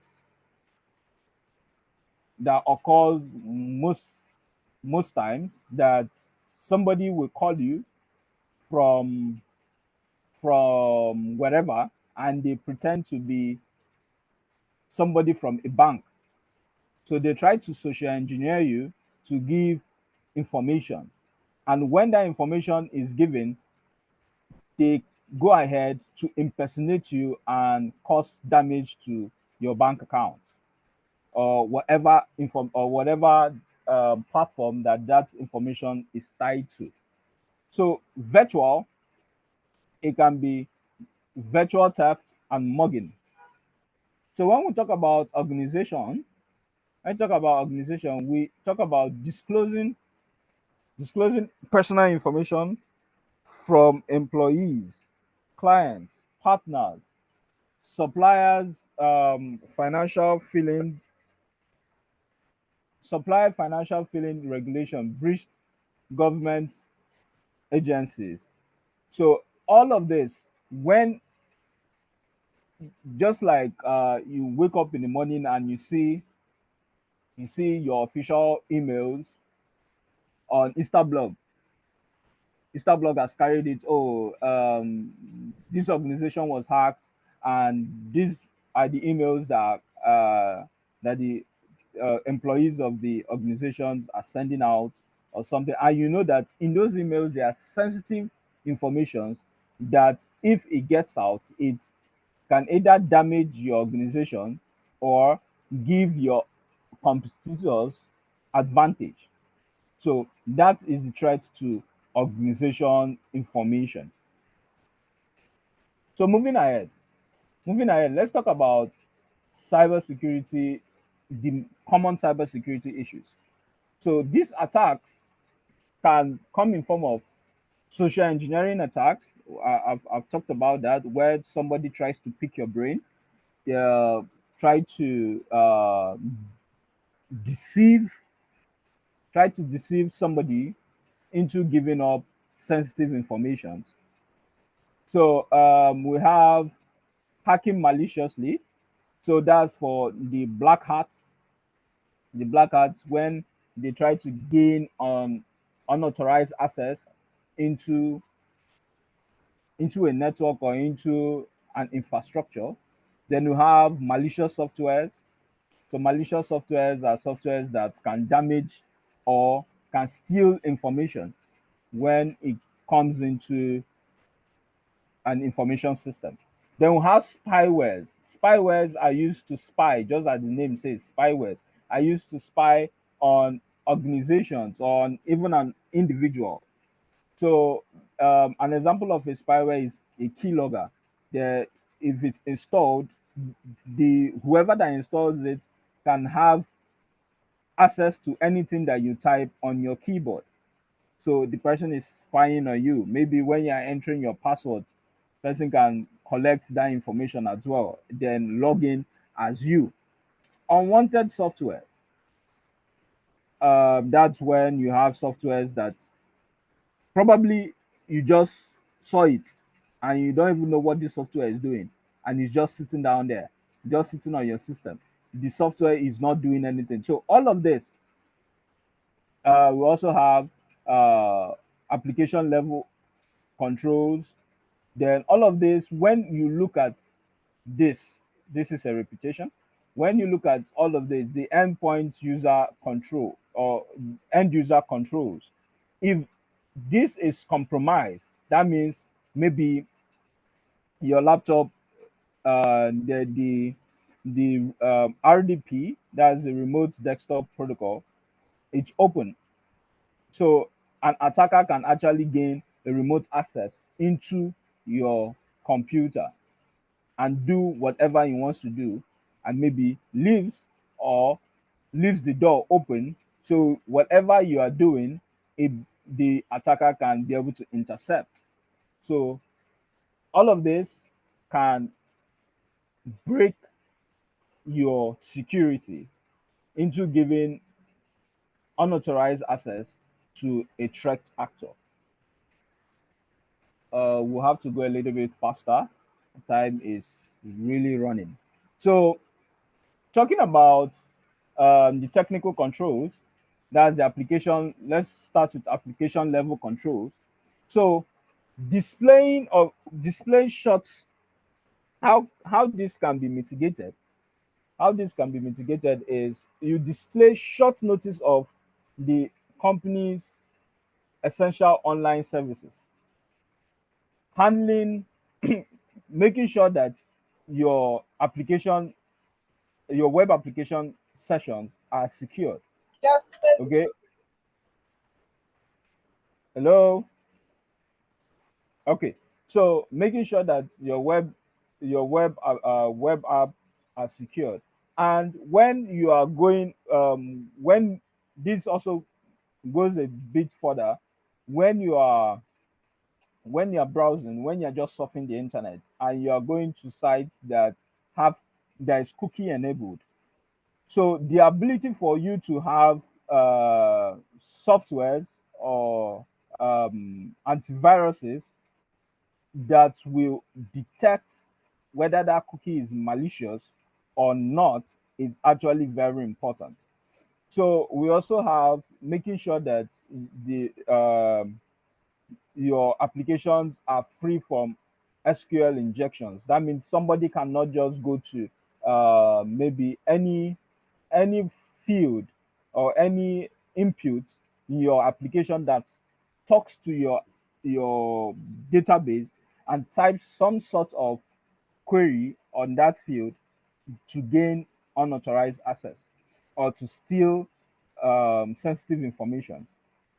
Then going further to also prevent your web pages from from cross scripting from cross scripting attacks, to prevent uh, all of cross scripting attacks.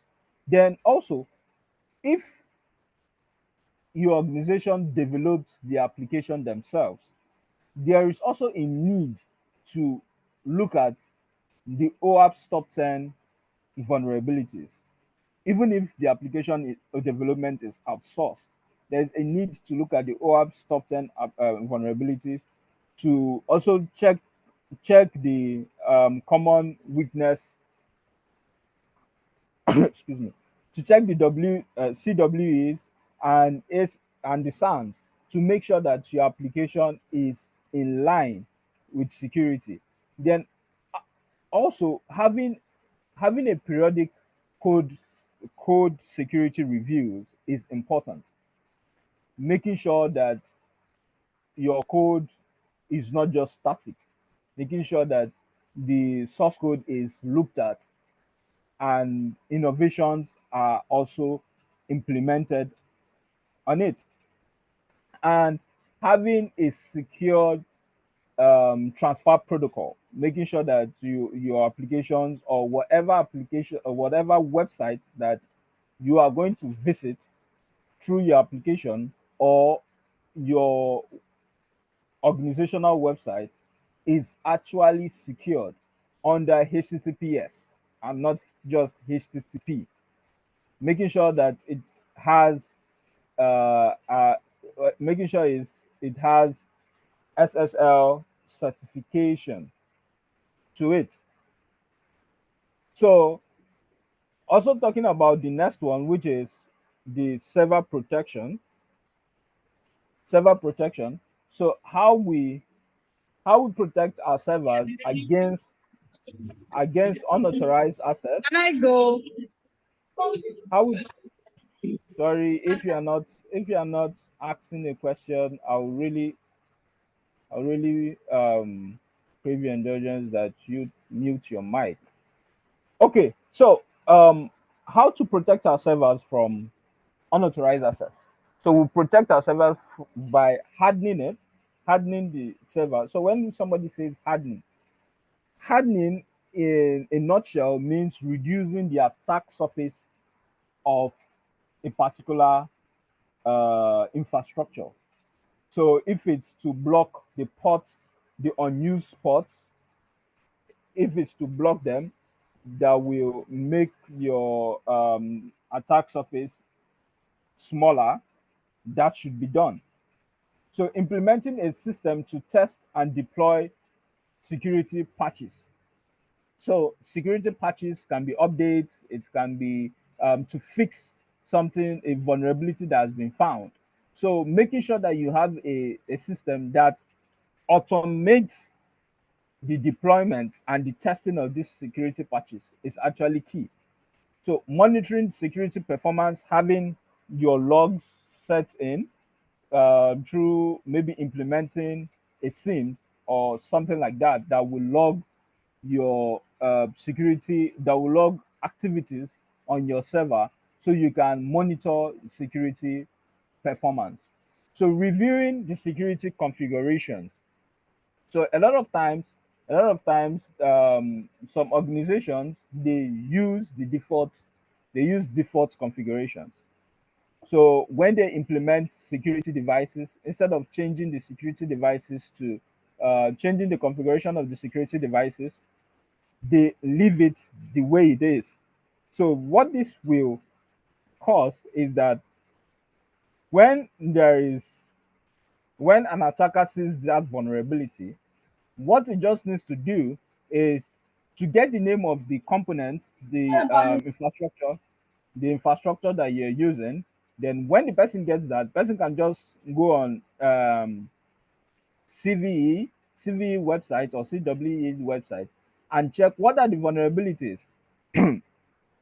that can affect this kind of infrastructure when it's in default mode, when the configuration is in default mode. Or the person can go and check the default passwords of this particular infrastructure and gain unauthorized access into it. So another way that we can make sure that we are mitigating or we are securing the uh, our server is to run anti-malicious softwares such as antivirus or anti-malwares or any of those sorts. There are very good anti-malware softwares in the market. You have Sophos, you have a lot. They are really good. So moving on, scanning all hosted and uploaded contents regularly. So making sure that you're not just implementing anti-malware software, making sure that whatever content you have in the organization is scanned periodically, and also performing a regular vulnerability assessment. So making sure that your server, you do a vulnerability assessment to see, okay, which port is open, which port is susceptible to attack, which port uh, should we close, what are our domain, what are our subdomains, and are they affected? Is there any virus on it? Is our web page secured, and all of that. So also scanning, also doing a regular scan for compromised server protection. So all of this can help to mitigate any threat that affects server protection. So now, end user, whenever we hear end user, it's you and I. So how do we make sure that we we are not victims of cybersecurity uh, attacks? So making sure that you use supported OS. I see a lot of people, they go to Computer Village and they just buy Windows 10. Let's say you want to upgrade your laptop from Windows 8 to Windows 10. Somebody just go to Computer Village. Oh, give me Windows 10. Like, okay, no problem. They give you a CD drive that has Windows 10 inside. Then they now say, okay, when you install it, use this code to crack it. So that software is not supported. Maybe the person that cracked that software has implemented rootkit on it. So when you install that software, the person has the ability to access your documents. So the person has a backdoor into your operating system. So making sure that you use the latest supported software application. So whenever I also know a lot of people that have applications, and when they are prompted to do an update, they just, oh, don't worry, we'll do it next time. We'll do it when we have chance. Making sure that you update your application is very important, because of for an organization that is hosting the application to send you an update, that means they have seen a vulnerability and have patched it. Hence the software update. Making sure that your software update is in check is actually very important. So we've spoken about using antivirus and anti-spyware, making sure that you enable script blockers, and using phishing filters, also using available web browser security features. So all of this will help an end user. All of this will help an end user um, mitigate any threats, any threats that comes to that comes to the that affects the user's information security. So cyber social engineering attacks. So when I've already explained what social engineering attack is, so making sure that the organization has a policy, making sure that the organization has a policy against social engineering attacks. So there are some informations that you cannot divulge to anybody. Making sure that the stakeholders of the organization sign some sort of NDAs that protect the information of the organization is important. So method and processes categorization, under methods and processes, we have categorization and classification of documents, making sure that the stakeholder knows which document is most sensitive and which one is just for general purpose, general use. Hosting hosting awareness and training, just as we're doing now. Testing, doing a dry run, maybe sending phishing emails and see who will actually fall for it and all of that. So people and organization, technical, making sure that all of this is in place just for your stakeholders not to be susceptible to any form of social engineering attacks. So now Talking about information sharing and coordination, so we have IPOs, which is information providing organization, and we have IROs, which is information receiving organization. So when we talk about sharing information, there has to be somebody that is teaching another person. So the person teaching is an IPO, the person being taught is an IRO. So now looking at the guidelines, looking at the guidelines of, or rather looking at the framework of information sharing and coordination. So we talk about the policies, talk about policies. We say policies should be defined. It should not be ambiguous. It should be defined to address the life cycle of the cybersecurity incident information from the creation to transfer to destruction to ensure the confidentiality, the integrity, and the availability uh,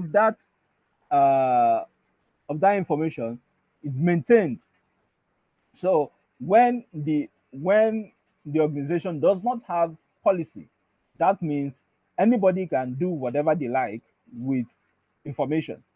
So making sure that in the policy there's classification of information, and making sure that informations are shared using the method of less privilege. So what this less privilege means is that whoever the stakeholder is given just enough information to work with, not more. So giving making sure that the person has just enough access to the information, limited audiences, and coordination protocols. So methods and processes. We've talked about this. How do you make sure that your information sharing or coordination is on point? We've talked about classification of information, NDAs, making sure that your stakeholders sign some sort of NDAs. There should be a code of practice in the organization, even as a normal human being, just like the first facilitator was talking about emotional intelligence. There should be a way you behave. You should not behave anyhow. There should be a particular way you behave to make sure that whatever assets you have is in check. Testing and drills, and timing and scheduling of information sharing. So which people are we considering in this sharing of information? We're talking about contacts, alliances, and awareness and trainings. So the technical of this information sharing and coordination is data standardization for automated system. I'm just going to run through it as we just have few more mm, just a few more minutes to go. Have barely 30 minutes to go. So data visualization, making having your cryptographic keys backed up and all of that. So your your file sharing processes should be secured. So whoever that is outside a particular team should not have access except authorized. So that concludes it for information sharing and this is not cast on stone. This is not cast on stone. It is subject to change. So if your organization has a policy or a code of conduct or a code of practice, and you see that you interfere more with some parts, or your organization is maybe more internet facing than another organization, there should be other form of other level of security. So that will now talk about security in depth. There should be other levels of security that when one phase of security fails, there's already another phase that is shielding attackers from your sensitive information. So we've been able to talk about ISO 27032. So what we are going to look at now is another cybersecurity framework. So these cybersecurity frameworks, they don't operate in isolation. They complement each other. So the one that we are going to be looking at today is NIST. We're going to be looking at NIST cybersecurity framework. So going into it, we look at the history. It was implemented. Uh, it was implemented. The first version 2013, and it grew from there. It grew from there. The recent version was just released this year. That's the 2.0. It was just released this year, and the implementation has begun. So this is just the history. NIST was founded in 1901 to promote US innovation and industrial competitiveness, making sure that whatever they are doing is secured and all of that. So, but now maybe somebody will say, "Oh, this is US. This doesn't concern me. That is in Nigeria." No, NIST cybersecurity framework protects your organization or you as a person, as long as you have data to be protected, regardless of the location. So the framework follows a phased model. So the organizations that follow this framework do not obtain certification. So it is just a guideline.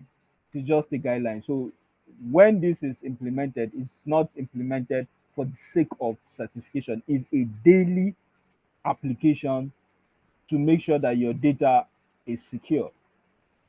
So this does not replace organization risk management processes and the cybersecurity program that you already have. No, just like I said, they don't exist in isolation. They complement each other. So going into it, this framework is broken into consists of three main components. So we have the core, have the profile, and have the implementation tier. So the core is the desired cybersecurity output that uh, that is organized in a hierarchy and aligns to more detailed guidelines and controls. So this core is what gives you, okay, just like you want to fry akara. You want to fry akara. We know that the end point of frying akara is having the akara. I'm sorry for those of us that don't know what akara is. Akara is beans cake. So want to fry akara, we know that at the end point of what we want to do is to turn the beans to beans cake. So regardless of how you do it, you know that at the end of the day, you are going to have beans cake. So that is the core. Then the profile is to help you align your requirements and objectives, risks appetite, and all of that to the desired core. So it's more like it helps you to perform gap analysis. So where you are and where you are supposed to be is handled by the profile. Then implementation tier just checks your maturity level. The maturity level is there's 4 implementations. So it checks your maturity level based on the organizational cybersecurity risk management practice. So that is it.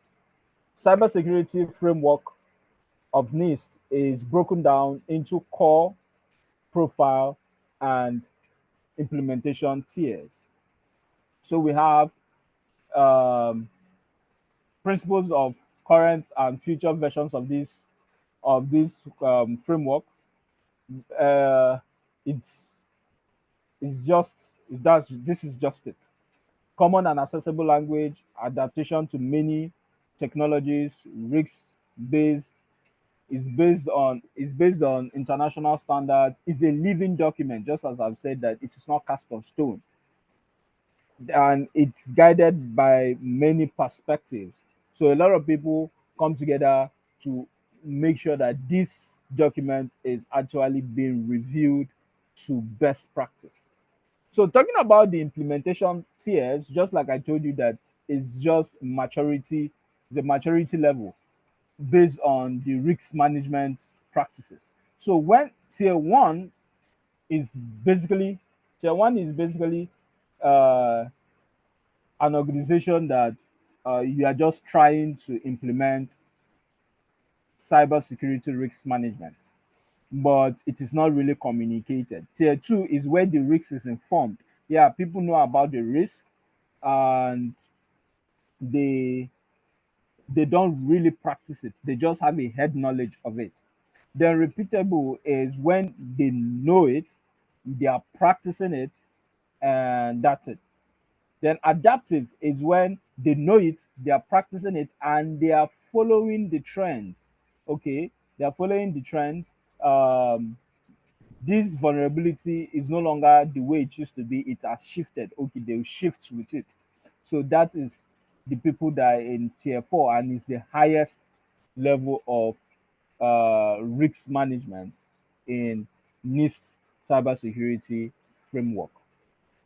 So just as I've explained, the tier one, which is partial, the risk management process cuts across all of it. So the functionalities and the repeatability of the risk management of cybersecurity risk management. So integrated risk management programs, the extent to which cybersecurity is considered in broader risk management decisions, external participation. So the degree to which the organization monitors and manages supply chain risks. This is one risk that a lot of organizations take for granted. benefits Benefits by sharing or receiving information from outside parties. So making sure that you know what you're doing, you are applying what you know, and you are learning from what you are applying, and also you are making sure that whoever that is interfacing with your organization is also applying some sort of risk management to ensure that your organization is not at risk from what they are sending across to you. So, just as I said, the cybersecurity framework of NIST is broken down into tiers, profiles, and core. So, when we talk about cores, this is the cybersecurity framework 1.1, which has 5 cores. But the recent one, which is 2.0, sorry, give me a second. The recent one, which is 2.0, has 6 cores. But that doesn't mean that this one should also be trivialized. So the 2.0 new things were added, but is majorly based up of the 1.1. So in 1.1, we have 5 cores. We have the identify, we have the protect, we have the detect, we have the respond, we have the recover. So the identify, this is what processes and assets need sorry, what processes and assets need protection. So whatever they are, whatever your assets that is on the internet that needs protection should be identified. So under every core, we have functions, categories, and sub-functions. But because of time, we are going to just run through the functions and the categories. So the first function, which is identify, speaks to the protection, the identification of the assets that need protection. So under this identify, we talk about the asset management, the business environment, governance, risk assessment, risk management strategies, and supply chain management. Supply chain management. So when what are the functions of categories? So the functions of categories is just to help you to achieve that particular function, just to help you to achieve that particular function. So that is what categories does. All right. So which safeguards are available? Which safeguards are available? So whatever safeguard that you have that is available is implemented in protect. So you have identity management and access control, awareness and trainings, data security, information process protection processes and procedures, maintenance, protective technology. So all of this helps to achieve protect. Then what technique can identify incidences? So this is where we talk about your incidence response, your how you identify incidences. So here we look at anomalies and events, security continuous monitoring, detection, processes. Then what technique can contain impact of incidents? So this is actually where your incident response comes in to mitigate any sort of incident. So you have incident planning, communication, analysis, mitigation, and and improvement. So lastly, in 1.1, we have what technique can restore capabilities. So when there is an incident, you identify what asset that needs to be protected. When you identify, you deploy protection mechanisms.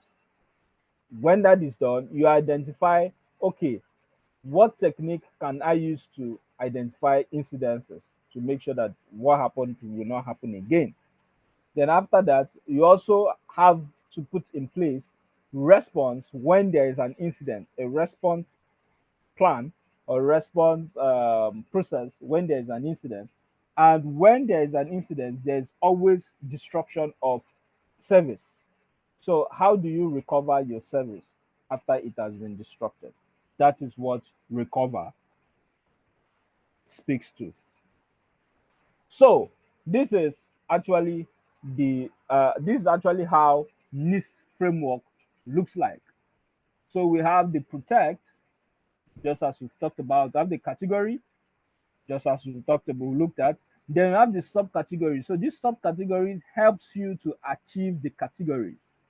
So there are 5 functions in this 1.1. There are 23 categories and there are 108 subcategories. And each of these, just like I told you that they don't operate in isolation, they can also be referred to other cybersecurity frameworks are that are available. So this um, this particular subcategory can be can also be cross-checked with 27001, A.7.1.1 and A.9.2.1. So all of this, they work hand in hand. So translation layer. So this is basically you have the senior executive, that's the broad enterprise consideration, the abstracted risk vocabularies. So it interfaces with the implementation and the operation, and also with specialists in other fields. So when we want to establish information security or cybersecurity, is not just tied to only the technical people. Also, there are other fields that we need to also consider.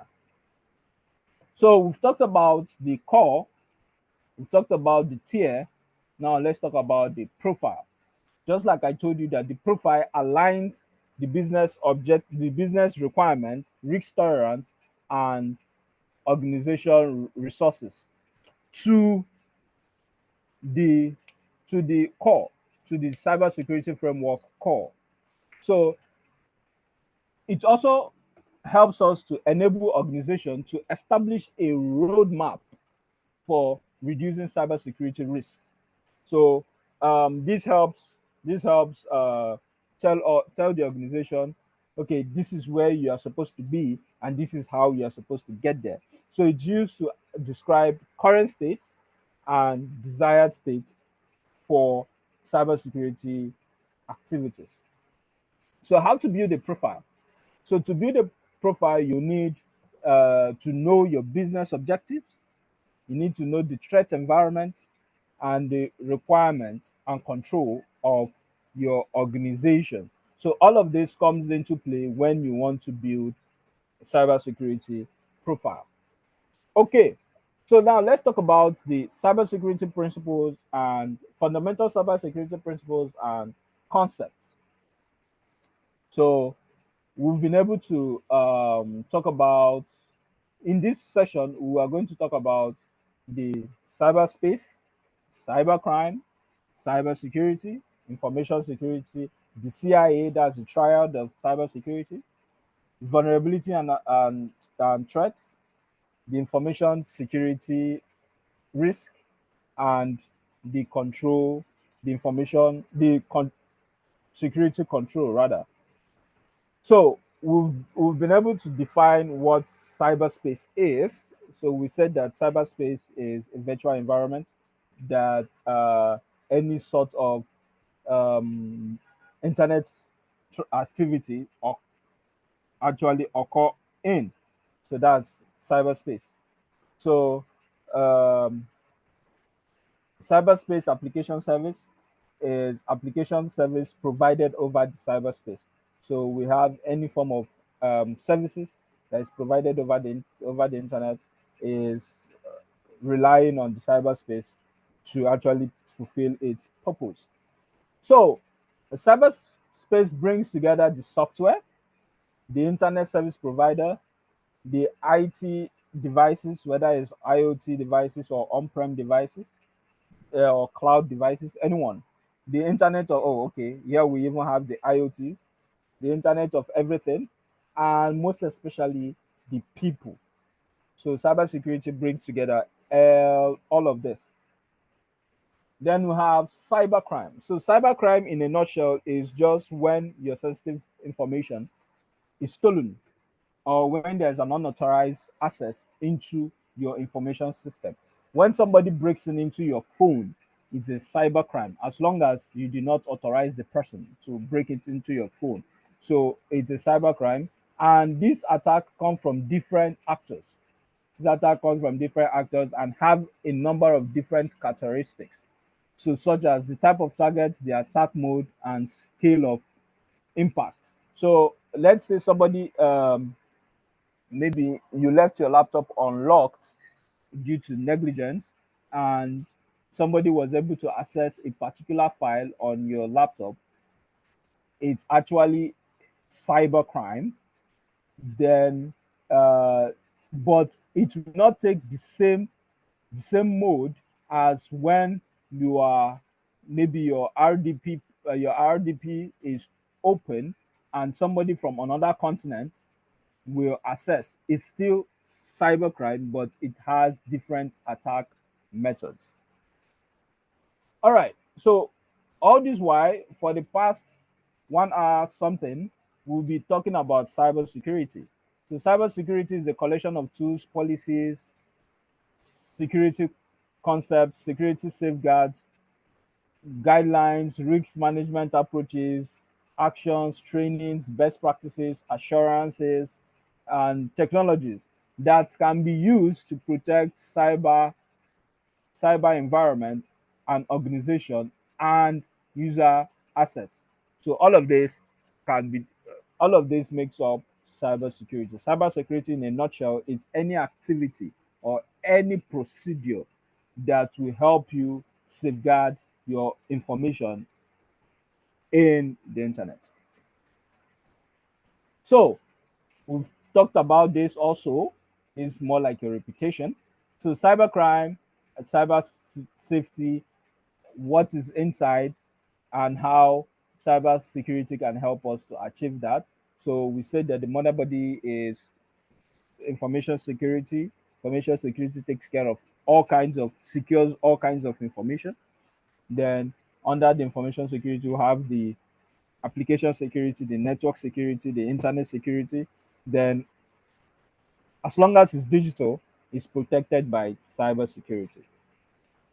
So we've looked at this before. Information security is achieved by implementing a suitable set of controls, including policies, processes, procedures, organizational structures, and softwares and hardware functions. So all of this makes up information security. So anything that you have to do to make sure that your information is actually secured is information security. So now, why do we go to the stress of securing our informations online? Why do we even want to secure our informations online? So we want to secure our informations online so we can be able to achieve confidentiality. So what is confidentiality? Confidentiality means ensuring that the protected and the sensitive information is only accessible to authorized individuals. Something, some sort of, okay, um, having a test result, a health test result. You don't want that to be seen by somebody that you're not authorized to see it. So making sure that that is confidential and remains confidential. So we also protect to ensure integrity. So what does integrity mean? Integrity means ensuring that the information is not modified. So what you sent is what the receiver is actually going to receive. While in storage, in transit, and in use. So it makes sure that it is accurate, authentic, and safe from unauthorized access. Then we also protect to ensure availability. So when we say availability, what we are just talking about is to make sure that the information is readily available and easily accessed by the authorized individuals or the authorized organization. So these three, confidentiality, integrity, and availability, makes up the cybersecurity triad. So vulnerability.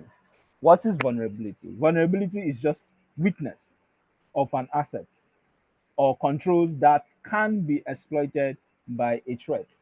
Example. Example of vulnerability is maybe you live in a rough area. Maybe you live in a rough area and you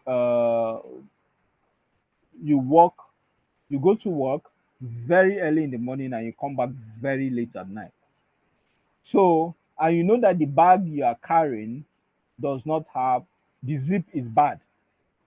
The zip to maybe your laptop bag or the bag that you put your files in is bad.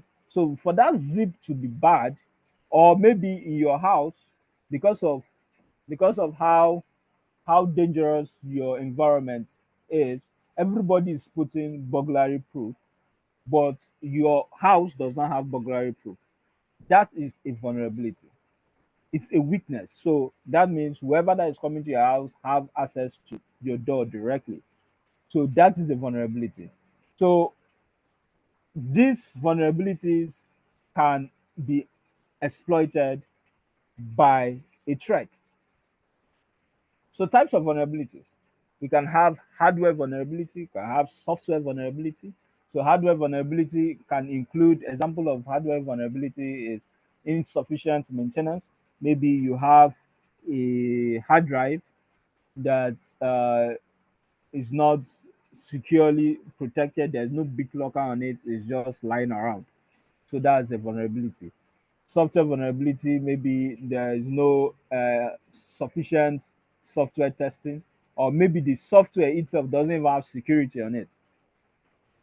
Network vulnerability, maybe there's single point of failure, maybe where that has just one, maybe there is no RAID configured the on the storage devices. So when the hard drive goes down, everything, all the information that has been gathered in that server goes down with it.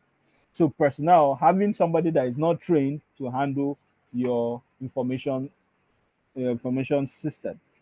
So, and also site, example of vulnerability is having unstable power grid, yes, which can be terrible.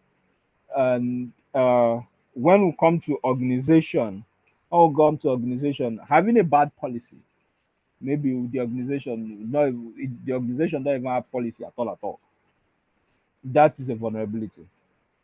So threats, threat is threat has the potential to harm assets. So if you have a vulnerability, the vulnerability can be exploited by a threat.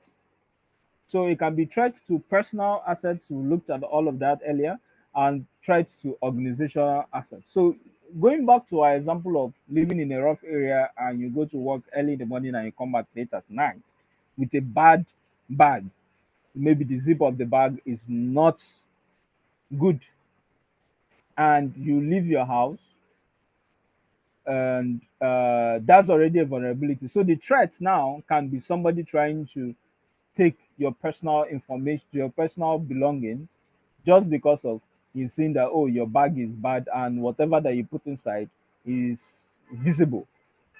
So that's a threat. It has the potential to cause harm to your assets. So the types of threats, you can have physical damage, physical threats, which can be natural disaster, it can be which can be fire or water damage, or maybe maybe the padlock to your gate has been broken, or the padlock to your gate is bad. Okay, if it's bad, it's a vulnerability. But when it's now broken, when somebody now goes to, okay, it's bad, let me just break it, it's now a threat.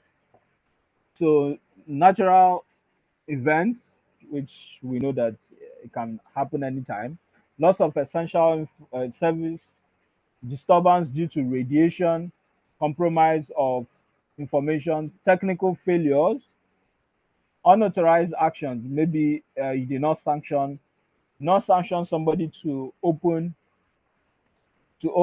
an SSH port, and there's no security on it. So that is already a threat. Compromise of functions. So information security risk. Information security risk. We have just 5 more minutes. Information security risks. So we have clauses in standards that takes care of risk. So what is risk? If we ask, if we are to be asked right now, what is a risk? So you see that, oh, you can say that risk is a possibility of an exploit. Is a possibility that something might happen. So because of we are, as an organization, because of we are very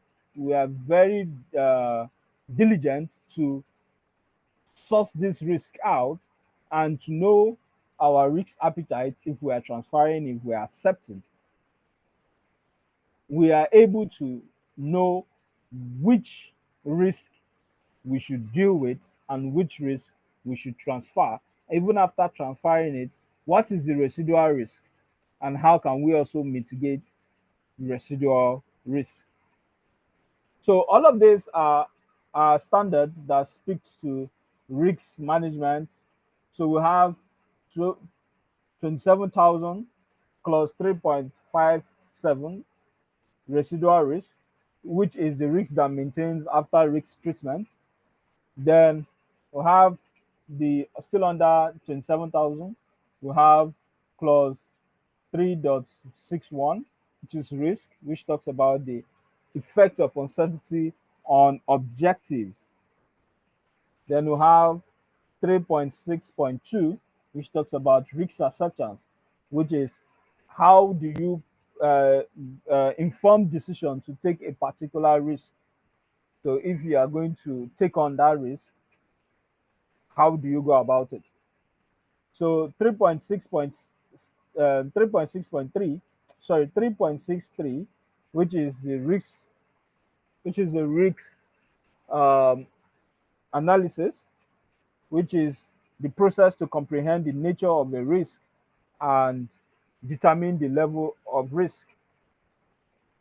The risk assessment, which is 3.64, which is the overall process of risk, identification, risk assessment, and risk evaluation. So, security control. Security control is anything that you have in your processes that helps you mitigate against unauthorized access and cybersecurity incidences. So this can be classified by types. So we have technical type, which relates to the firewalls, the alarm systems, surveillance cameras, and all of that. Then we have legal control, which talks about the application of legalization and regulatory requirements, or even your contractual obligations. Administrative roles, which speaks to segregation of duties, job rotation, making sure that one person doesn't have all the power to execute a process from the start to the finish. The managerial controls, which relates to management of the employees or the stakeholders, which can be training of employees and all of that. Then security controls can also be looked at from the point of preventive, corrective, and detective. So when it's preventive, we are preventing the occurrence of the incidents. So occurrence of the incident, like that, oh, fire, if there's a fire outbreak, it can actually damage a lot of my assets. Okay, what I will do is I'll put a smoke detector and a sprinkler. But if it's in a server room, you are not going to put sprinkler, you are going to implement another preventive measures, maybe sucking out oxygen from the room or something like that. Detective control is any control that helps to search, detect, or identify incidences. Then corrective, oh, okay, this stuff has happened. And we've identified that it has happened. How can we correct it and prevent it from reoccurring? So these are the different classifications of security controls based on preventive, corrective, and detective. So we have come to the end of this. Oh, I'm very much on time. We've come to the end of this training, and I believe that stop sharing now, and our convener will take it up from there. Mercy, over to you. Thank you so much, Everest. That was an expository session with you. So I've really learned a lot because for an organization, you should get a supported IOAs so people cannot just come into hack your system. So thank you so much. I don't know if we have any question to ask before we go on a short break.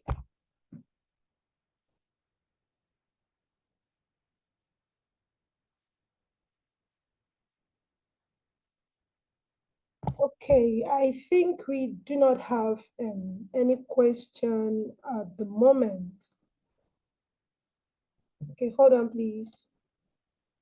All right, so we don't have any question at the moment. Someone is telling you, thank you, sir. More grace. That's from Joyce Urega. Thank you very much. Thank you very much. Thank you. All right, thank you, Everest. Thank you. So back to the students, please, we would love to hear your feedback on our program so far, on today's training, and a feedback link will be posted on the group. It has been posted before, but it's going to be reposted right away. So please, we need your feedback. We need your feedback. Yes, the feedback link is on the chat room. So we need your feedback. So please kindly fill the feedback. So we will be going on a very short break now. You can go take some water, stretch your leg, and then come back. We will start at exactly 1 p.m. Thank you.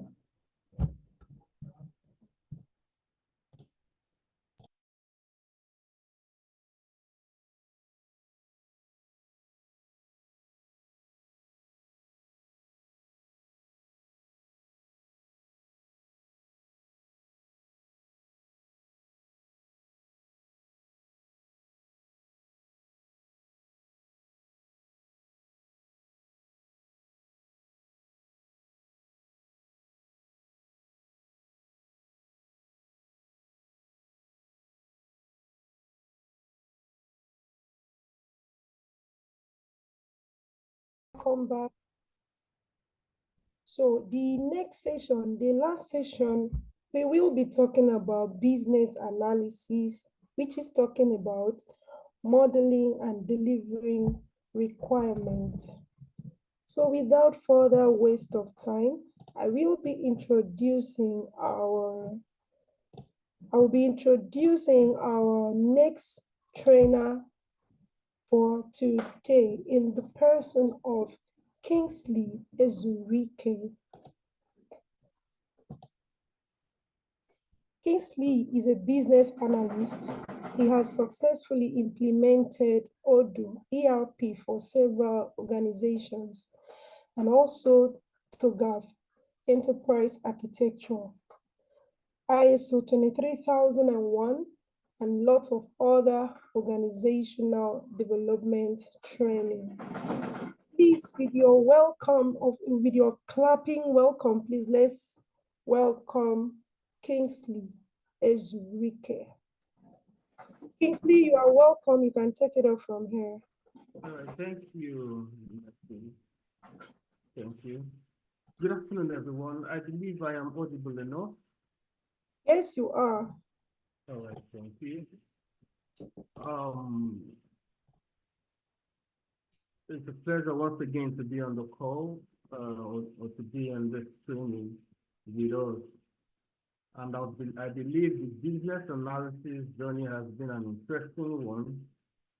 And everyone has been accumulating and getting to understand what is expected of a business analyst, or what it is to be a business analyst, or how well, a business analyst can function or deliver value to his or her customer. So I believe in all of this conversation, there's been a whole lot around driving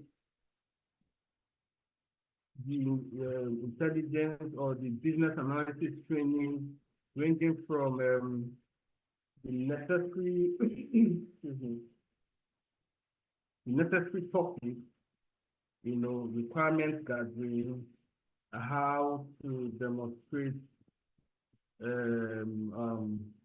how to engage with stakeholders, interview sessions and all the rest of it. It's been an interesting training so far, if I'll tell you. So today we'll be looking at categorically modeling requirements. I believe in the last topic we talked about gathering requirements and documenting. So one is you meeting with your customers one is for you to ask the right questions. One is for you to see how possible you can break down the information that is gotten in that engagement. One is for you to also know how to document all of these things.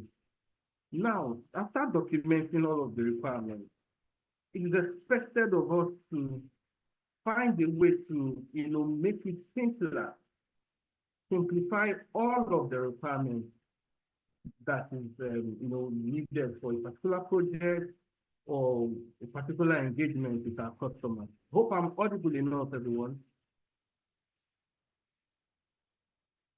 Yes, we can hear you. Okay, thank you. All right, now we need to find a way to model these things, to model the information, model the requirements for our customers by using simpler notations, simpler how would I what simpler word would I use?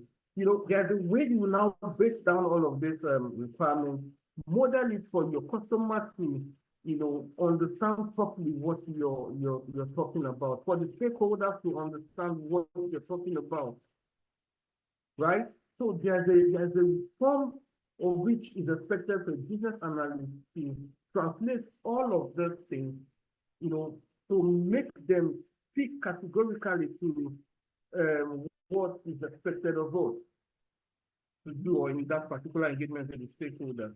So we see that this is a creation of visual representation, that can describe, that can break down, the desired state of that project and to what the solution is expected, or what is expected from the solution by the stakeholders or the IT people, or or the customers in itself, right? So this is to help in passing communication.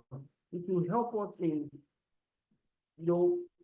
help breaking things, putting clarity to things, using pictures, notations, a roadmap journey to tell the person that, okay, this is from this point to this point, trying to see how to simplify information or data as it is.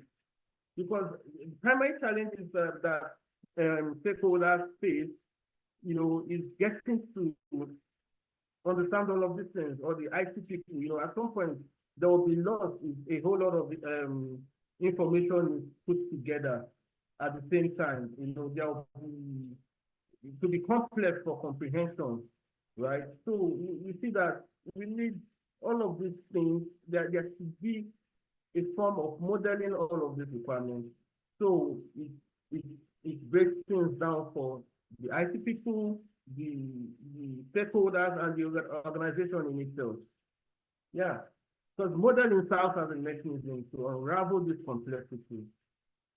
It offers a structured approach to doing all of these things, right? There are techniques that we'll be looking at. There are different forms of modeling that we'll be talking about.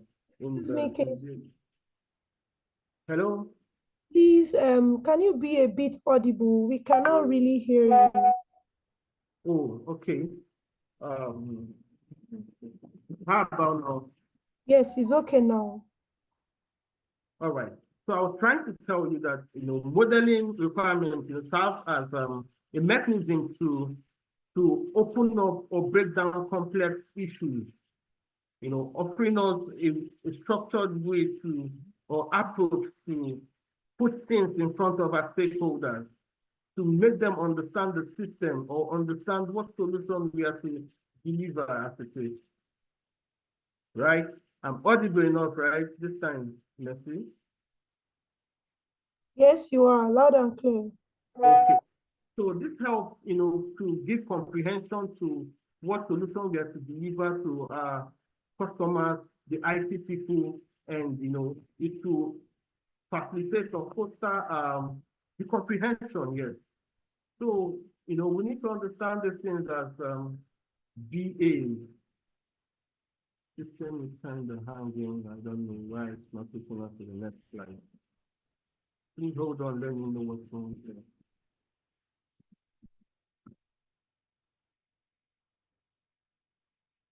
All right.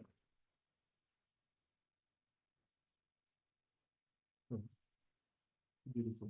Sorry, the system wasn't coming up as expected, so I have to get to what is wrong with it. So yeah, all right. So modern requirements, serve as a tool to help our stakeholders be in the know of what we are talking about.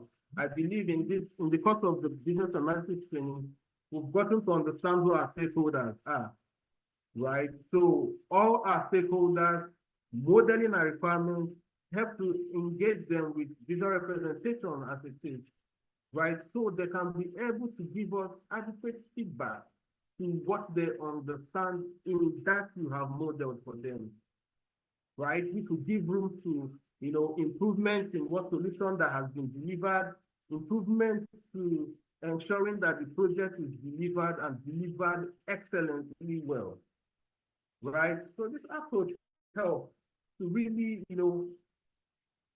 manage that project, making us, understand any project life cycle, all the change management requirements and all that is expected in any particular project or engagement for us as BAs. Are we good? So yeah, it helps us in, delivering projects very well, delivering whatever solution that it is that is expected of us. All right, so there are techniques to doing all of this. There are approaches to doing all of this. We'll get to look at it in the course of this session. So we all understand that there's a saying that says, one picture is worth 10,000 words. So in this page now, we BAs looking at it, reading thoroughly to understand what is on this page. It is expected that we BAs can just put up a picture right here that speaks to all of this, right? That's why we have this saying that one picture is worth 10,000 words. So modeling requirements is using visual representation, breaking down this information to represent something, right? So it mustn't be words like this. All these words are both for a BA to be able to drive communication to what we understand in this field. So modeling systems help us to break all of these things down, right? To write statements, to break ambiguous or just something that is too big to make sense to someone. Modeling makes it simpler. Modeling breaks it down, right? So there are case studies that we'll look at. At the end of the day, I believe we need to, go home. I don't know. Messi, are we going to be having some kind of a walkthrough? But we should be looking at having use cases that everyone that has been on this training should go, or maybe we'll get to, so how we'll do it is maybe we share ourselves in groups. Well, maybe we'll get to talk about that, we don't have time. We'll communicate back to you. So just send the use cases at the end of the training, so we'll just get to work with it. We'll just get to lay hands real time on a particular project, right? So yeah, we might not do it on by ourselves alone. We'll have groups. We just get to divide ourselves in groups and get to approach it just to see how, we'll come up with something in the course of this training, right? Yeah. So the view of this is often most times accessible to business users to break down or to understand the functions, right, that is provided by actors. Who are actors? I believe we know who are actors. You could say stakeholders, actors, the champions of that solution, the people using those functions that are the actors. Functions, the functions are more like the the system in itself, right? So actors are the user. Things so Hello, it makes Kingsley. it more. Yes. Oh, sorry, please. There is a complaint that they can't hear you. Please, can you be a bit audible? All right. All right, thank you.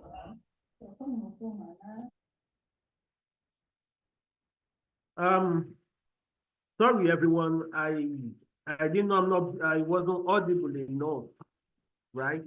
So I think I'm shouting, or I think I was shouting, but since it's I don't know if driving or you can check taking, your laptop volume. I should do what? Check Increase? your laptop, your system volume. Okay. Yes. Thank you. How about now? Yes. Okay, now. All right. Thank you very much. All right. All right. So we'll be looking at examples of a function, what a function and who are the actors here, right? So, accept the customer details. Yeah, so you get on accept the BA, you accept the details of the customer, you validate it, you store those customer details. So this is you getting to, this is just for an example, right? So you get to accept it, get customer feedback, customers' requirements, whatever their complaint is, you get to validating has to, do with you going through it, making sense out of it, then you store, right? So the unified modeling languages will have, there are use cases to these things, and yeah, like I said before, we get to take real time something, So there are use cases of the system, so by the actors or specific actors that get to describe the interaction between the actors and the system, right? So I don't need to go back to it again. So at the end of this class, we get to look at a real-time use case. So the use case model will consist of a diagram, showing the actors, the use cases, and the associations between them. So associations, the links, you making your stakeholder understand the connections, right? The interactions between all of this, right? So as a set of this case description, it has to be descriptive, right? So these are the following elements that, we took found in a use case diagram. We've mentioned the actors before. So there are people that that expect service from that system. The people that expect some functions of a particular system. The people that expect, that this system should go this way, this system should work like this, right? So there are usually, user roles that may also be external sometimes, like we understand the real time who our stakeholders are. So most times our stakeholders could be external too. So on the use case diagram, we see that actors are shown interacting with the use cases. So we're talking about unified modeling languages, right? So as they are the external to the system from the outside, it controls defining the system actors and the use cases they are associated with. So, getting to understand a particular use case, understanding who your actors are, people that expect that solution or the system to work in a particular manner. So yeah, we get to, there's a diagram that shows this. There's a diagram that is used to represent this. There's a diagram that should be modeled for this. So actors are usually shown, there's what we call a matrix figure, we'll see in the next page, right? So there's a matrix figure, there are rectangle figures, all of this, help to drive our conversation as business analysts.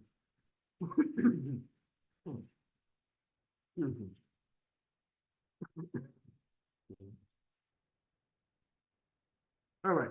So yeah, most times some analysts get to prefer to show all the actors, all their job roles, and all what have us in a diagram, which is supposed to be. You know, most times time can also be an actor too. In a particular project, we see the time factor and what is expected of us. So breaking down, modeling all of these things from start to finish is what is expected of us as DAs. So we can look at this diagram, project management system. This is a modeling system function. We see that each use case is shown as an oval and represents a function that the system will perform in response to a trigger from the actor, right? Actor, the user. We can see this diagram. I believe we understand in the course of this training, we've been able to understand some kind of modeling, what process modeling is, what business modeling is, and all of that. So the overall representation is signed.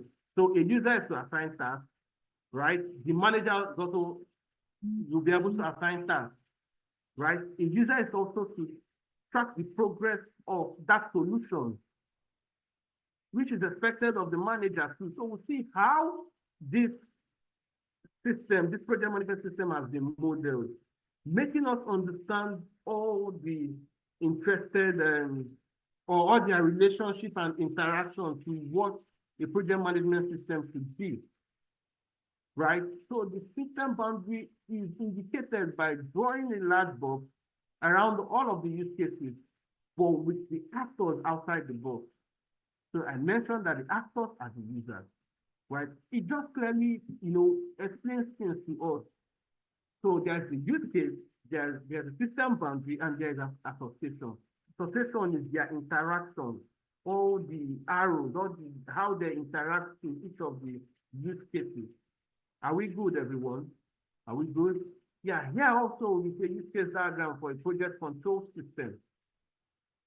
We see our users, our actors, and the functions in itself, right? So this is a use case diagram for a project control system. Just as I explained initially, is the same thing here. But here we are talking about so there are actors.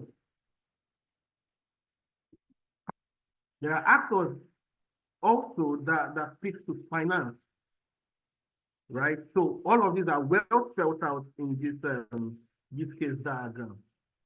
So all these are modeling systems that will get to see that the use case diagram shows all the project control systems, what is expected during the workshop, and how to follow up with interviews and all the user requirements, all what the actors are expected to have as it is. So the use case diagram are particularly helpful during a workshop because they are so easily understood by business users and provide an excellent framework for the discussion. So as BAs, we should have this understanding of modeling, simplifying information, breaking down information in the simplest form for your stakeholders. You need to detail all the interactions between the actors and the use case in the document that we've gathered, right? So all of these aspects, all of these steps, help to drive an understanding with pictures, all the understanding of what sort of document that you have, model it down to break and drive understanding for your stakeholders. Now, the detail of any process or any processing carried out within the use case should be documented using varieties of techniques, right? We discussed in the course of this training. I believe that we've heard the likes of techniques, business analysis techniques that speak to mind mapping, and I think we talked about using some tools also, or some of the trainers must have mentioned how you can use mind map to do mind mapping, how you can use Trello and so many other softwares or solutions or tools to deliver techniques as business analysis. Yeah, so we could use activity diagram for the unified modeling language to drive our conversations. Tables, flowcharts, all of these are what is expected of a DA, right? You can see another project control system that was modeled here too. So we see that this includes and extend, there are extensions to this particular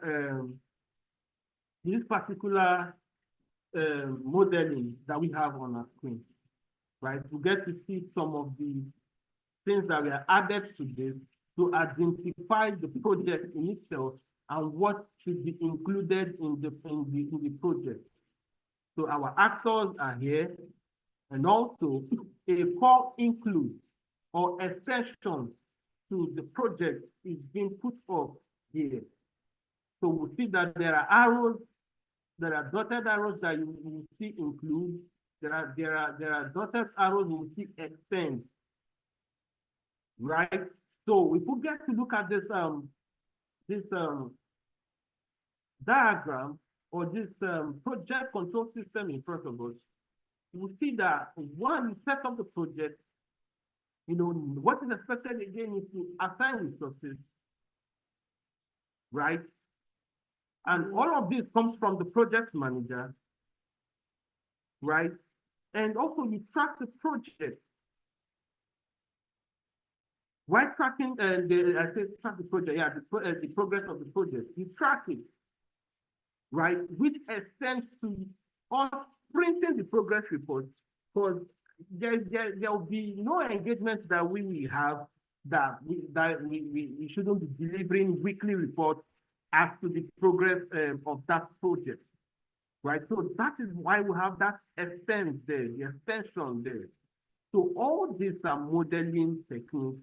All these are, use cases and how we can model them. So it then makes sense to our stakeholders. There should be provision of invoices data, right? Of course, we need to print our personal schedules too as team members.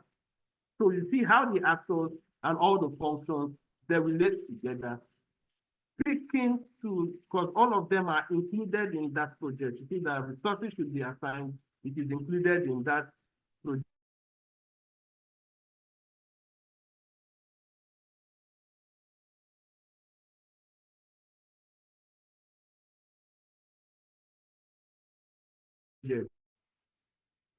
This is idea to drive communication with stakeholders. Can you hear me? Hope I'm not. Can you hear me, everyone? Can hear you. Oh, beautiful. So at the end of the day, the program manager has to do a summary of what the project is, right? So in the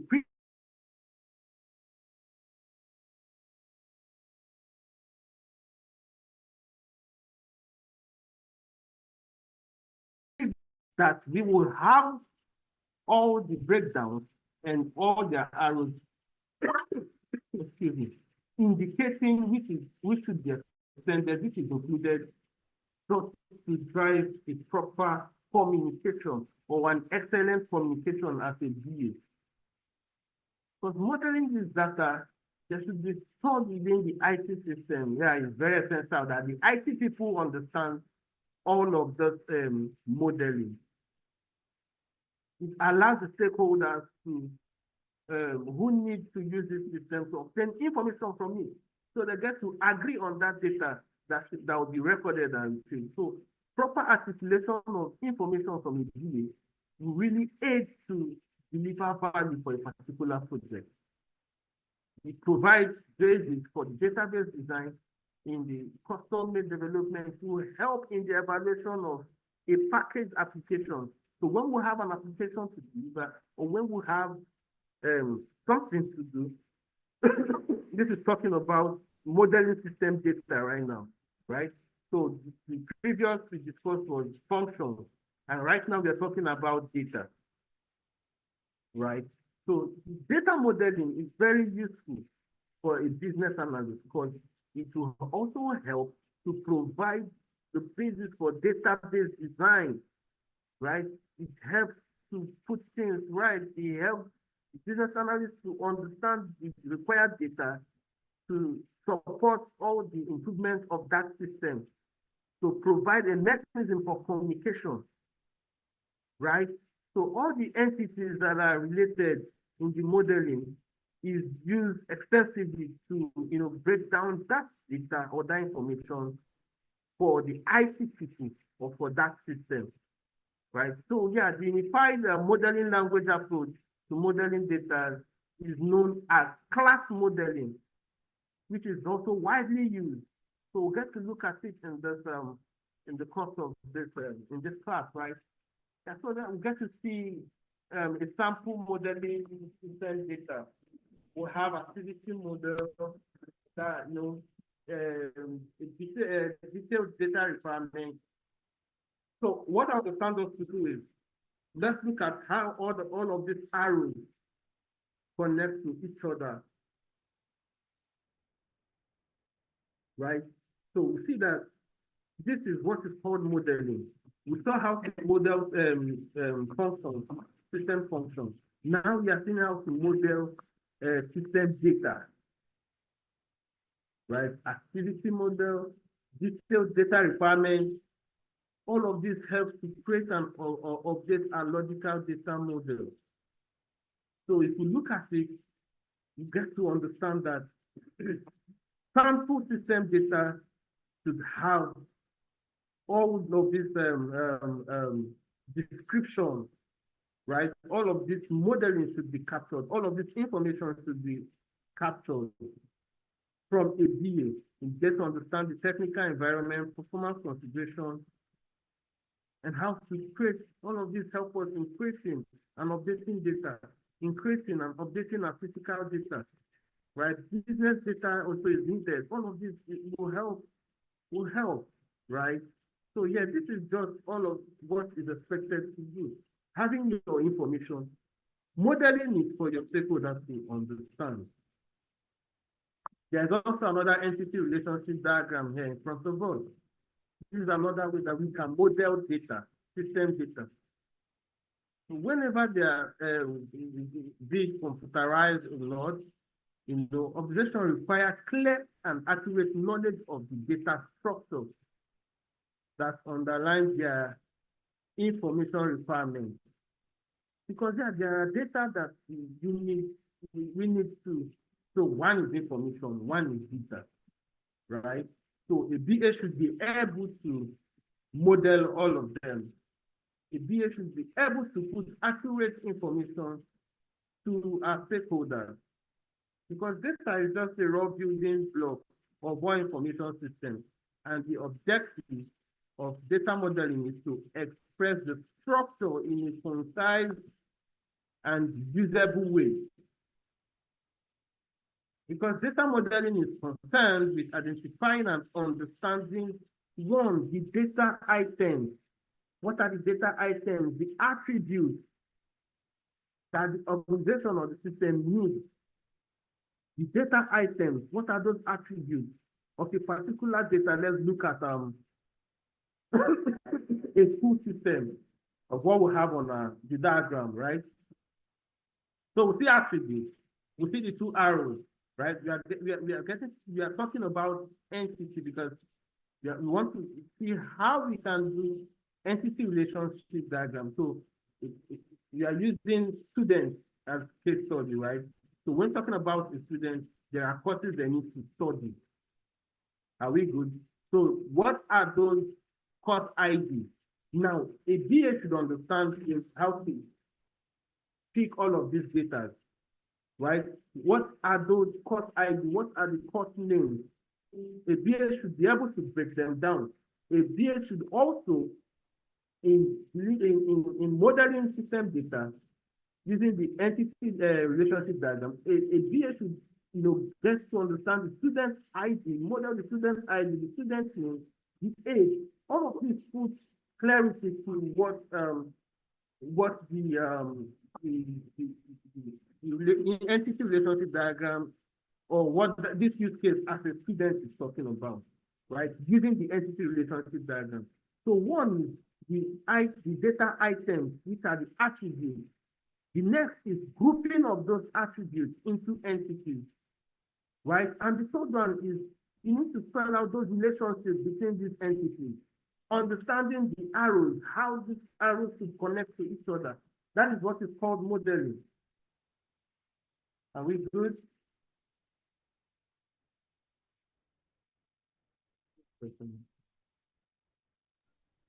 All right. Your voice faint. Your voice is faint. We cannot hear you. Hello, hello, everyone. Hello. Oh, yes, hello. Can hear you. Okay, I'm sorry. I don't know why it keeps going down. So I'll try to see how I will be shouting more, right? So am I audible this time? Very clear now. All right. So using the entity diagram as one of our modeling, our ways to model system data. So the entity is something that the enterprise recognizes in the area under investigation and wishes to collect and store data about it, right? An entity might be also physical, conceptual, active, right? Physical example is like an order. So we are using a business scenario this time, right? You know, a customer is making an order, or a customer is supplier. So these are physical, right? Conceptual, you know, a booking or an appointment, right? So the other one is the active, when, you know, we can have a meeting like this, you know. So these are ways, these are forms that we can collect and store data, right? So each entity has a meaningful name, normally now, which is always singular. It is important that we are able to distinguish between these entity types. Just as we look at that student example. Understand the course ID, the student ID, the name of the course at a particular time. So all of these are how data should be modeled. Excuse me. These are how data should be modeled. Let's look at an example here. That if the entity type is book, then the entity occurrence is a specific instance of a book, such as a business analysis or data analysis, excuse me, for data design. Excuse me. Hope I'm audible.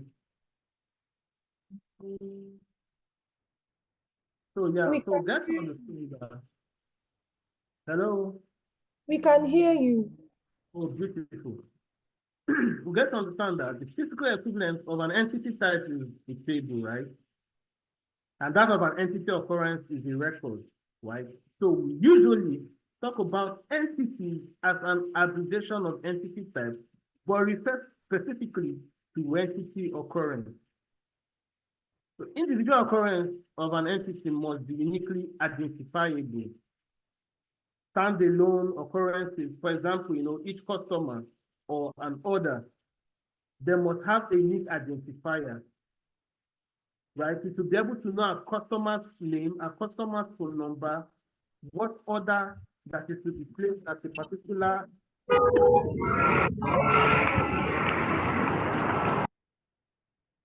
Hello? Sorry about that. We can hear you. All right. So for an example, a customer, you know, making an order, right? You should understand the customer's name, customer's number, you know, that order the customer, the particular order the customer is to make. So all of this, you know, aid in modeling, information, in modeling data. So entity relationship diagram, this is it. On all this help in delivering or using that approach in data modeling, entity relationship diagram. So yeah, we saw our attributes. When we get to talk about the course name and course ID, using that student example. So for the attributes, you see that those entities contain, they are described, attribute entities contain and are described by attributes, or more accurately, the attribute type. So for that example, we also talked about entity groups. They're described also, or they are described by their attributes. We saw that of the student, course ID, course name, student ID, student age. So all of these are modeling approaches. All of these are modeling approaches that we can use to model data. The specific entity occurrence should be uniquely identifiable, right, by the value of an attribute. So yeah, we definitely understand a particular course by the course ID and the course name. You get to know where or what information that has been. Now they're also giving us an example of a member may be identified by the attribute, the member number. So yeah, you get to pick the number. All of these are identifiable means of data modeling, right? Excuse me. So yeah, it could be also recognized from the combination of the two attributes which has to speak with the author and the title of that book. Are we good? Are we good? So yeah, this identifiable attributes or combination of attributes is termed the key of the entity, right? The initial entities and some attributes will be identified from the interview note, document, observation, feedback, right? So all the existing files or database content and information, they need also give pointers to that system entities and their attributes. So all the content of the database, all the information that we are delivering, all of these are pointers, all of these, help to describe that system or that solution. So we see that there's what we call relationship, because to get to have all the entities, all the attributes in place, then there are relationships to all of them. So a use case should have attributes, and also there should relate. There's how a DA should model them for us to have relationships to what the solution is, what the project is, all the timelines, all the tasks. There should be relationships to all of them. So it is very relevant for business connection between two entities, right? Relationship is represented on a data model by a line linking the associated entity. So whatsoever data, whatsoever solution, we should have relationships that should speak to each other. When a project is to be done, there should be finances, there should be, some kind of purchase, procurement, and all that. So all of this for a BA to model this thing, you need to specify or identify those relationships. As we have on our screen, we see office and how office also, relates to employees. Because every office have one or two employees in them or in that particular office. So this now, we see that relationships have their different ways that data, that information, that modeling can relate. It will relate by one to many, right? One to many. It will relate one to one. So there are diverse form of relationship for information or for data. So we see that one to many. You see that the office, one office has different employees in them, right? One office, a particular office, have one or more employees allocated to it, just as we can see in our screen. So we see one-to-one relationship. Let me also put that all right, this is one-to-one relationship. you see that the diagram, no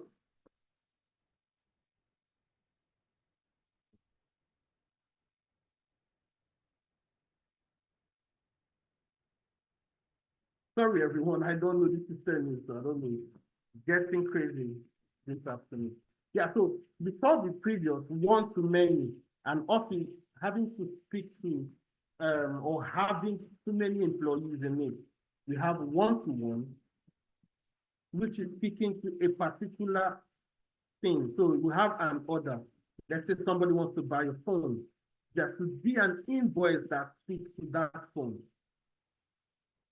So the phone is an order. So there is a particular invoice that speaks to it. So that is a one-to-one relationship. The phone, the invoice. So which is the order and the invoice that speaks to that order. Are we good, everyone? So similarly, the system shown in the diagram is related to one invoice, and an invoice is concerned with only one order. So the relationship between these two entities is exactly one-to-one relationship.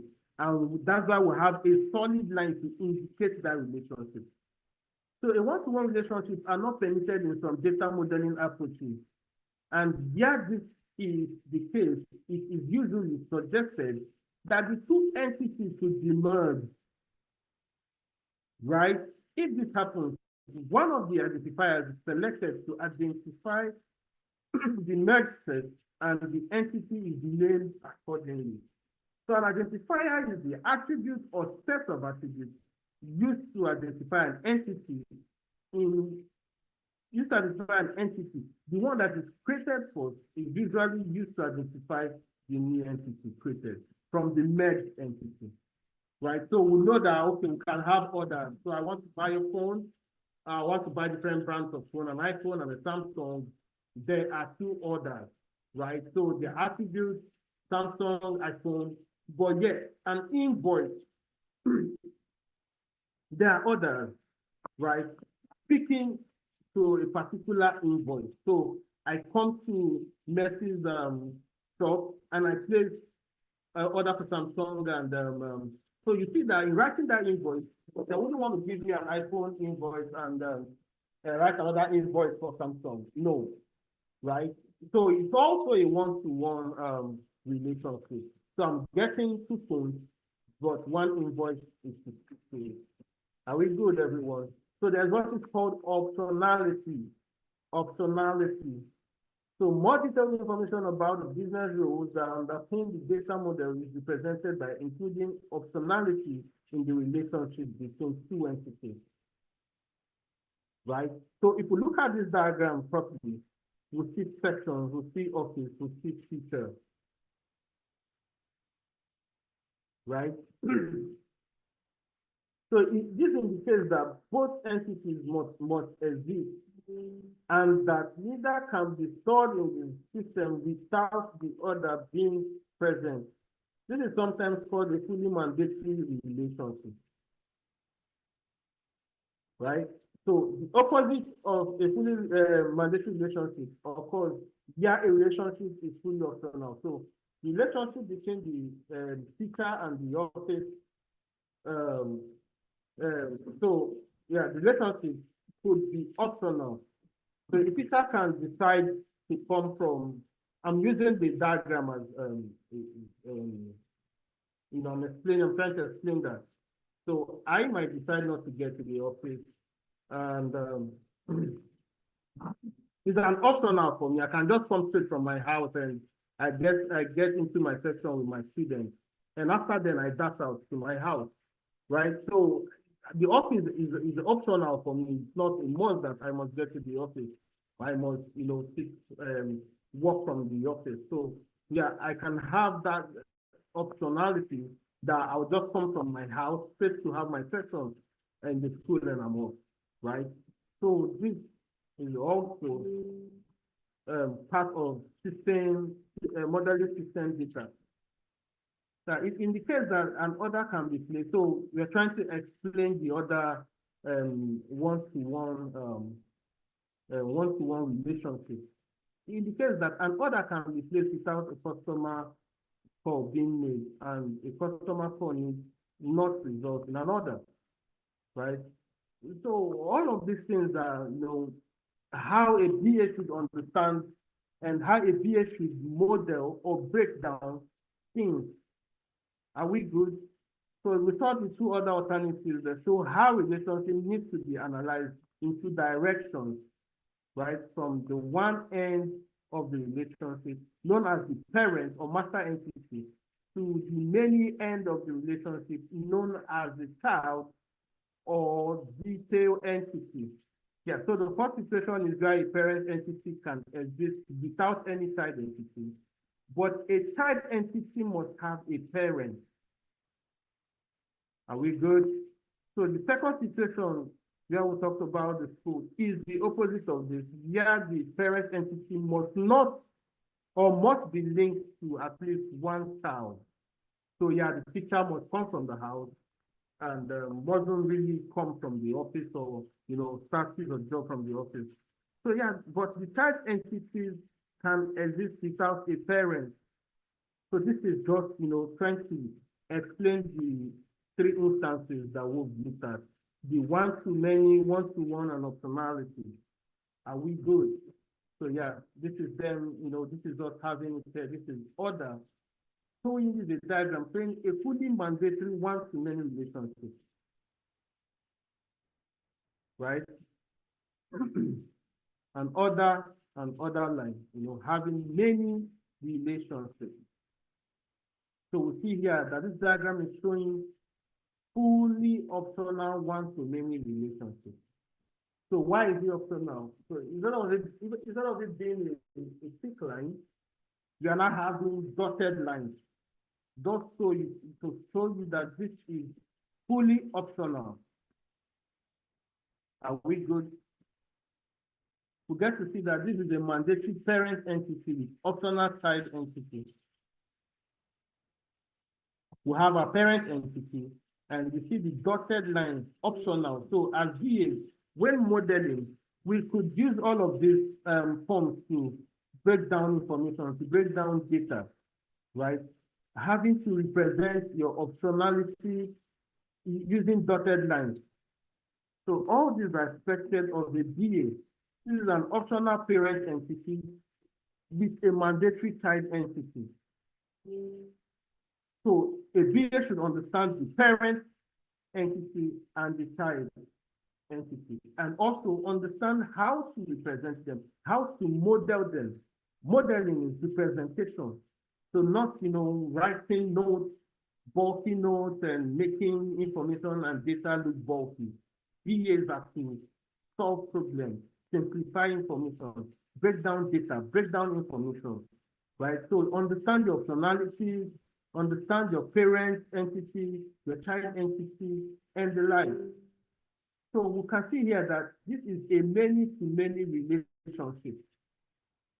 That will have different employees on different projects, or will have a particular employee on so many projects, and the like. Many-to-many relationships. It's another form of, understanding modeling system data. So this occurs frequently. For example, as shown in this figure, an employee may be contracted to work on one or more projects, just like I said. And a project also may have one or more employees that are contracted to deliver it. So many-to-many relationships are normally decomposed into two one-to-many relationships with the definition of an additional link entity. Right? So yeah, this diagram shows us how the link entity, the contract, has been added to the many-to-many relationships and how they can be removed also.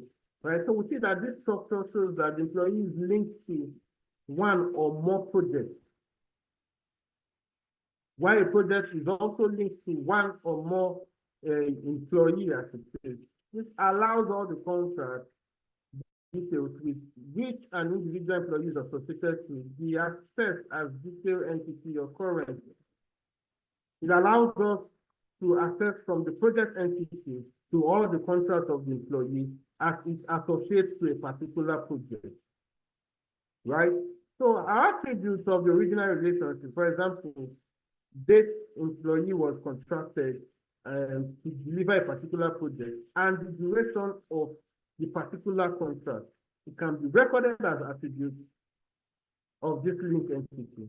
We should always note that the name of this link entity is normally the noun form of the verb that describes the relationship. And third, the contracted relationship is replaced by a contract entity. So basically, right, a many-to-many relationship is one employee being on several projects, and one project having to speak to a particular employee or a particular contract as it is. Are we good? Any question? I don't know if I'm being too fast or something. Let me look at the chat box. Any question, everyone? Are we good? Should I proceed? Hello, Messi. Are you still on the call? Am I still audible enough? Yes, you are still audible. You can Okay. go ahead, yes. All right, thank you. So I'm trying to get any question, reaction on the chat box. All right.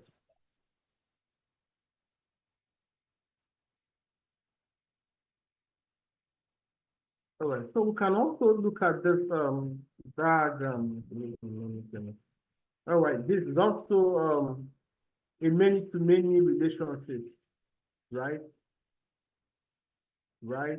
So if we look at this, we see that others, we see that employee, contract, project, and how employees will be contracted to deliver a project. An employee can, be on sign different contracts, a particular project, and the like. So these are many-to-many relationships in modeling system data. So yeah, the nature of relationship between two entities is clarified by relationship naming and identification. The relationship link phrase is constructed from the perspective of each entity. In the diagram, okay, we'll get to see a sale region and how their relationship is. So this is the relationship between two entities, sales region, customer, which is responsible for, which is allocated to. So yeah, this is the one-to-many. You see that each sales region is responsible for 0, 1, or more customers. And also from the customer's end, each customer is allocated to exactly one sales region, which are also optional, right? Right? So we see that sales region, everybody can come for a particular region. You can have more than one person in a particular region. But a customer is to go to that region. One customer, each customer, gets to a particular region to get whatsoever they need as it is. So these are how a BA should understand modeling. This is how a BA should understand how to model data. Are we good? So we also get to see this diagram looking a bit different, because now we are having an arc kind of representation. So yeah, this is an exclusive relationship where the participation of an entity occurring in one relationship precludes it from participating in another, right? This is indicated by an exclusivity act. We see this exclusivity act. This act notation helps to show that each employee must be allocated to one and only one sales region, or to one and only one office, right? So yeah, in the one-to-many, many-to-many relationship, one-to-many relationship, there's this exclusive relationship that has to, do with us using an arc, right? So in this diagram, you can see that each employee must be allocated one and only one sales region. or to one and only one office. Each office is occupied by one or more employees. So we see that from the office to the employee, we have about three lines. Whereas from the employee to the office, we just have one line, which an act to ensure that each employee must be allocated to one and only, so one office and one sales region, right? And we see that each sales region also has one or many employees. So I believe we understand this representation and how a BA should understand them and work with them. Because the exclusive relationship may extend to more than two alternatives. For example, if the employee could be allocated to a sales region, just all that I've explained initially, I believe that is understood. So we see that also here, one employee to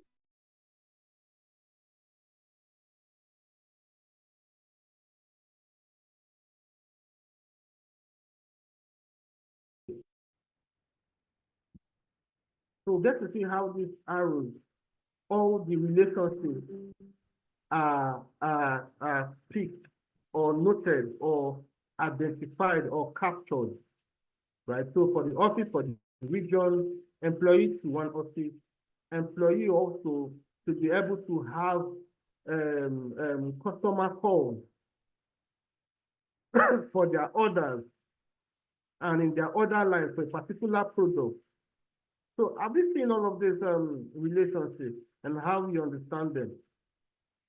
Right? Right? So a customer, a customer having too many regions. So we see how these arrows, having too many regions for a particular order, getting to get the order complaint and all of that.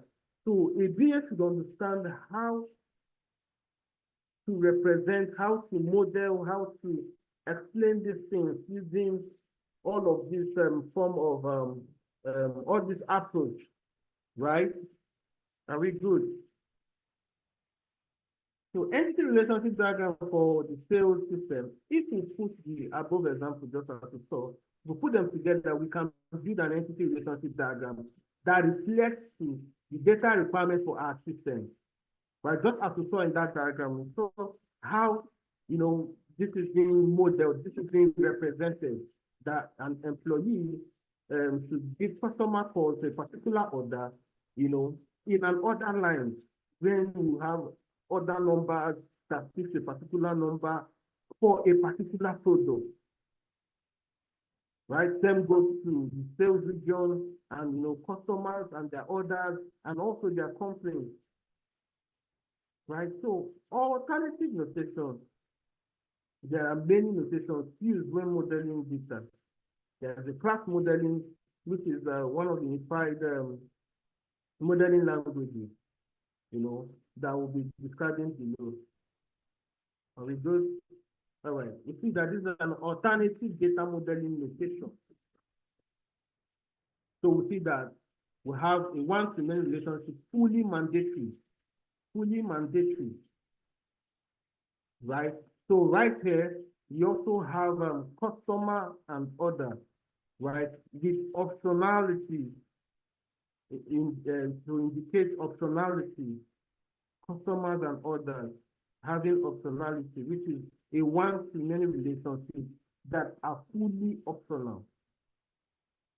So we understand what is a one-to-many, right? And a one-to-one, beautiful. So yeah, customers also can have this diagram here is telling us a one-to-many relationship, optional child entity. So we understand our parent entity and our child entity, right? So we see complaints and order. This is a one-to-many relationship that are optional, that the parent entities are optional. Are we good, everyone? So in all of these diagrams we've been looking at, in all of this modeling we've been looking at, we get to understand how to model system data, indicating optionality, indicating a one-to-many relationship, one-to-one relationship, and the like. we should be able to, model or present the ones that are fully mandatory, the ones that are optional, and this we have been seeing here and teaching here. This is what a BA should understand. I know so many people will be like, all of these things at the time, but trust me, when you get on top of this, when the use case will be sent to you, you get to understand what it's very simple. The use case is simplified. So what is expected of you to come up with? I believe we know how to find our way around it. All right. So yeah, we get to see a class model that shows graphically the classes in a system and their associations with each other. So to always note that arrows representation means association, means interaction. They have similarities to entity relationship diagrams and apply many of the same principles. So this class model is another form of or technique to model data or to model information, which is the class model, right? It shows graphically the classes in a system and their association with each other, right? So that's what we call object. An object is something about which we wish to hold data, because that data is needed within the system that we are analyzing. So an object might be an account number, and we may wish to hold the following information about the object. So the account number, the name that is associated with the number, the credit limit for that number. So this is the class model, talking about customer banking with us, and how we can be able to break down the information or the object that fits with that person's data. So objects are sent messages that invoke a response from them, typically causing them to change data. For example, a message might be sent. So let's say we are I am handling Mercy's account. If I don't get to make sure that I capture Mercy's name, Mercy's account number, and all of that. So there can be a message that, okay, that Mercy, I'm using Mercy as the object, which has this account number, is telling us to make changes to the credit limit that Mercy had before, right? So having this data, having this information will help us to be able to effect change as it takes, right? We're talking about classes. There are classes. To build a model of this system data, we consider classes of objects rather than individual objects. So we think that Mercy as an object, Mercy's name should be captured and all the necessary information. So we can't just get Mercy's name alone and a message is coming that we should increase Mercy's limit. How can I be able to know that it's Mercy, right? So that's why account number has to be captured and all the right information, right? Are we good, everyone? So we explained earlier that the difference between entity types and entity occurrences. Similarly, in object class modeling, we have classes that provide the generic definition of the data items or attributes, right? Just like I said, and objects that are the instances of a particular class. Account number, which we saw earlier on, which I use Mercy's name as the object. Are we good? So the Mercy's account or the class account, let me just say in the context of the material. They have attributes such as account number, credit limit, and as we saw above, the object has values associated with these attributes. When we define a class, we also include operations in which it is subject. For an account, this might include object credit limit and record amount. I know someone would be like, object credit limit, why are we having them in one line? Or why are we having credit limits why are we having them together? Are they not supposed to be, they're not supposed to be a space? So you get to see the different modeling languages, which is the class modeling. You get to see why the class modeling in some of these data capture or data representation, some words might be, one word, right? Let me go further. So all the accounts in this system contain these attributes. So all these are attributes, right? And the subject to the same operation. A class, therefore, is a template for each object instances. In the same way, this as an entity type is a template for entity occurrences. So every object is an instance of some class that defines the common set of features. So one attribute, one is the operation. So what are those attributes? What are the operations that should be carried out attributes to that attribute that are confined to the subject matter in the class modeling? And we do everyone. So we get to see the account, how it could be captured. You should have the account number, account name, credit limit, date of last payment. So we just get to capture the right information. And using the class modeling, we can see that some account number, I talked about this, having a lowercase and uppercase in between and all that. So this is a modeling language, right? The class modeling. So in doing the class modeling, you get to capture or you get to represent information like this. So there's no your initial shouldn't be in block letters or something, and the words I have to be in one word, just so you know that we are using the class modeling language. Are we good? Yeah, so in the unified modeling language, classes are represented by rectangular boxes with 3 sections, right? The name of the class is shown in the top part and is a noun. The first letter is capitalized. Example are account. So yeah, payment, block letters, right? Then we get to now see that the name is more than one. If the name is more than one word or it's long, then the words are joined together. And if it's capitalized in the class name, for example, order line, right? You get to see the attributes. The individual items of data about the class are stored in the middle section. The information, the individual items, I want to reiterate again. The individual items of data about the class are stored in the middle section. The attribute names are usually given in lowercase with constituent parts starting with capital letters. So which I was trying to explain. If we look at a diagram, we get to see what I'm trying to explain. Right? The first letter of the attribute name is not capitalized. So the capital letter comes in one word and it comes in between that word.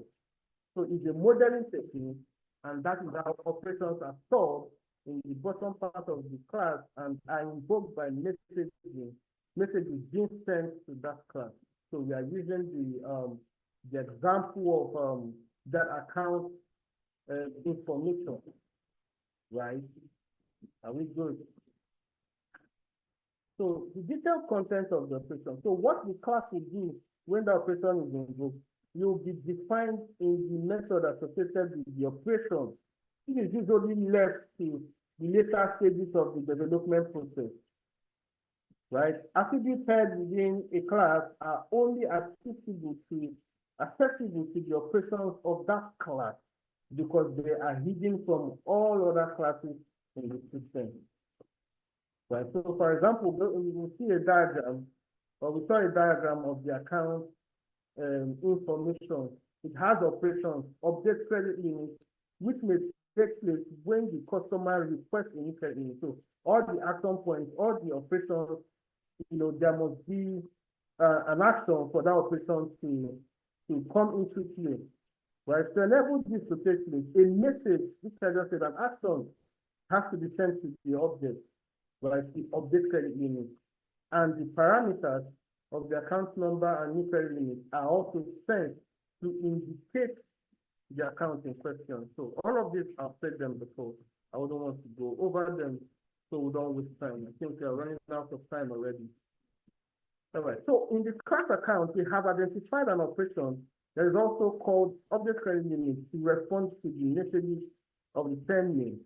This operation has been specified as replace credit limit. Yeah, so this is just having us talk about what was said before. So if we look at this diagram, we see 3 layers. So we talked about 3 sections in doing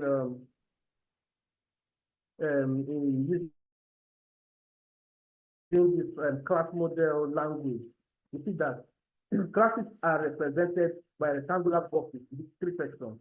So if we see this program manager, we see the project, we see that it has 3 sections. Are we good? That has to do with association. So in carrying out class modeling, we should have at the back of our mind association. So entities that are related when modeling, we now need to establish how different classes are linked to each other and how the nature of how the nature of their connections are. So we call that connection between those classes is what is called the association. I think we said this in the previous modeling languages, right? For instance, we get to see a project class that, okay, for instance, a project class must have an association, right?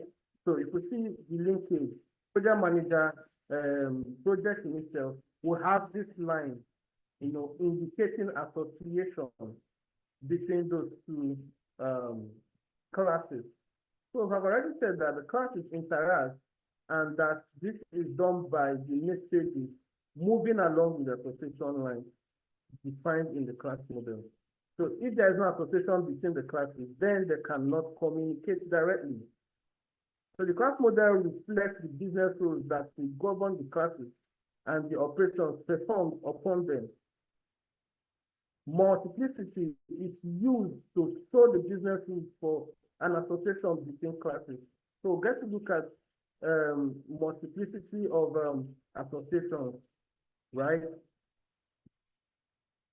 So we are seeing that this is an association with 1 to many multiplicity. Project manager having too many projects. Using the class modeling, this is how to represent data or information using the class modeling.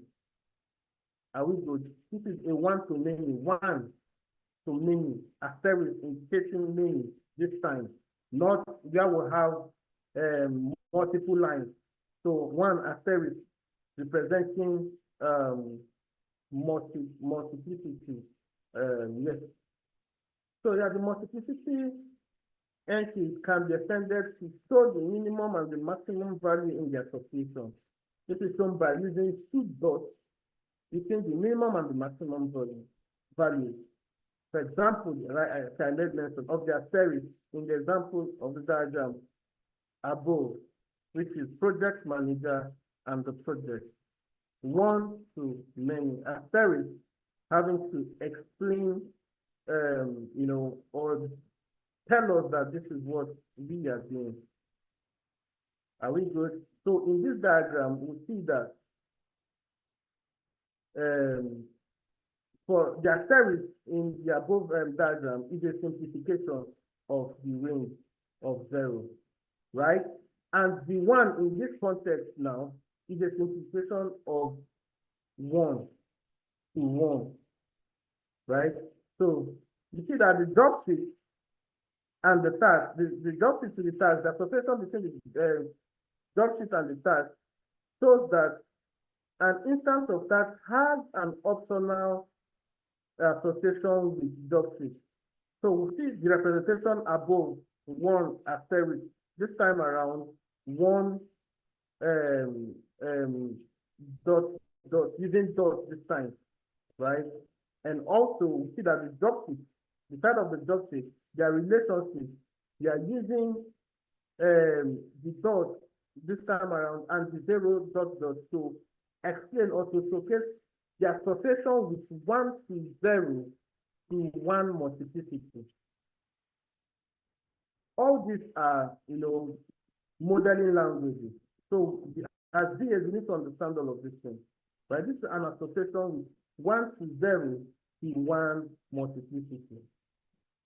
So this diagram shows how, this association shows that an instance of task has an optional association with the doctrine. So we understand the other programming, the other modeling language that uses dotted lines for optionalities and all of that. And this time around, using 0 dot dot to indicate optionality and the like. So these are different user languages. So these are also an association with 1 to 1 to many.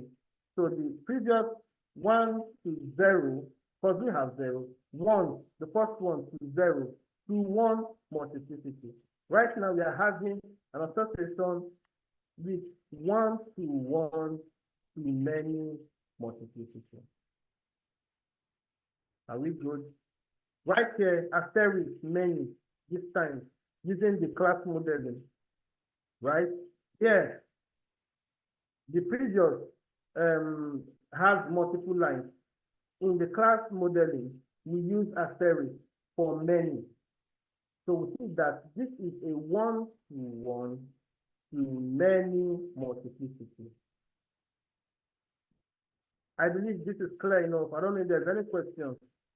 So in some circumstances, the actual minimum and maximum value may be defined. For example, if we assume there is a business rule that a business rule that no more than 20 people can be allocated to a project, this would be modeled in this diagram. Right? So the class model supports association where the multiplicity is many to many. For example, the diagram, we see a diagram below that shows a project that may have many project managers, and each project manager may control many projects.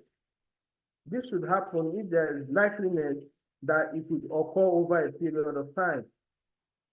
So the zeros on the diagram that will be seen below indicate that a project manager may be newly appointed and thus not yet have been allocated to a project, and that a project may be set up without the name of the project manager being known.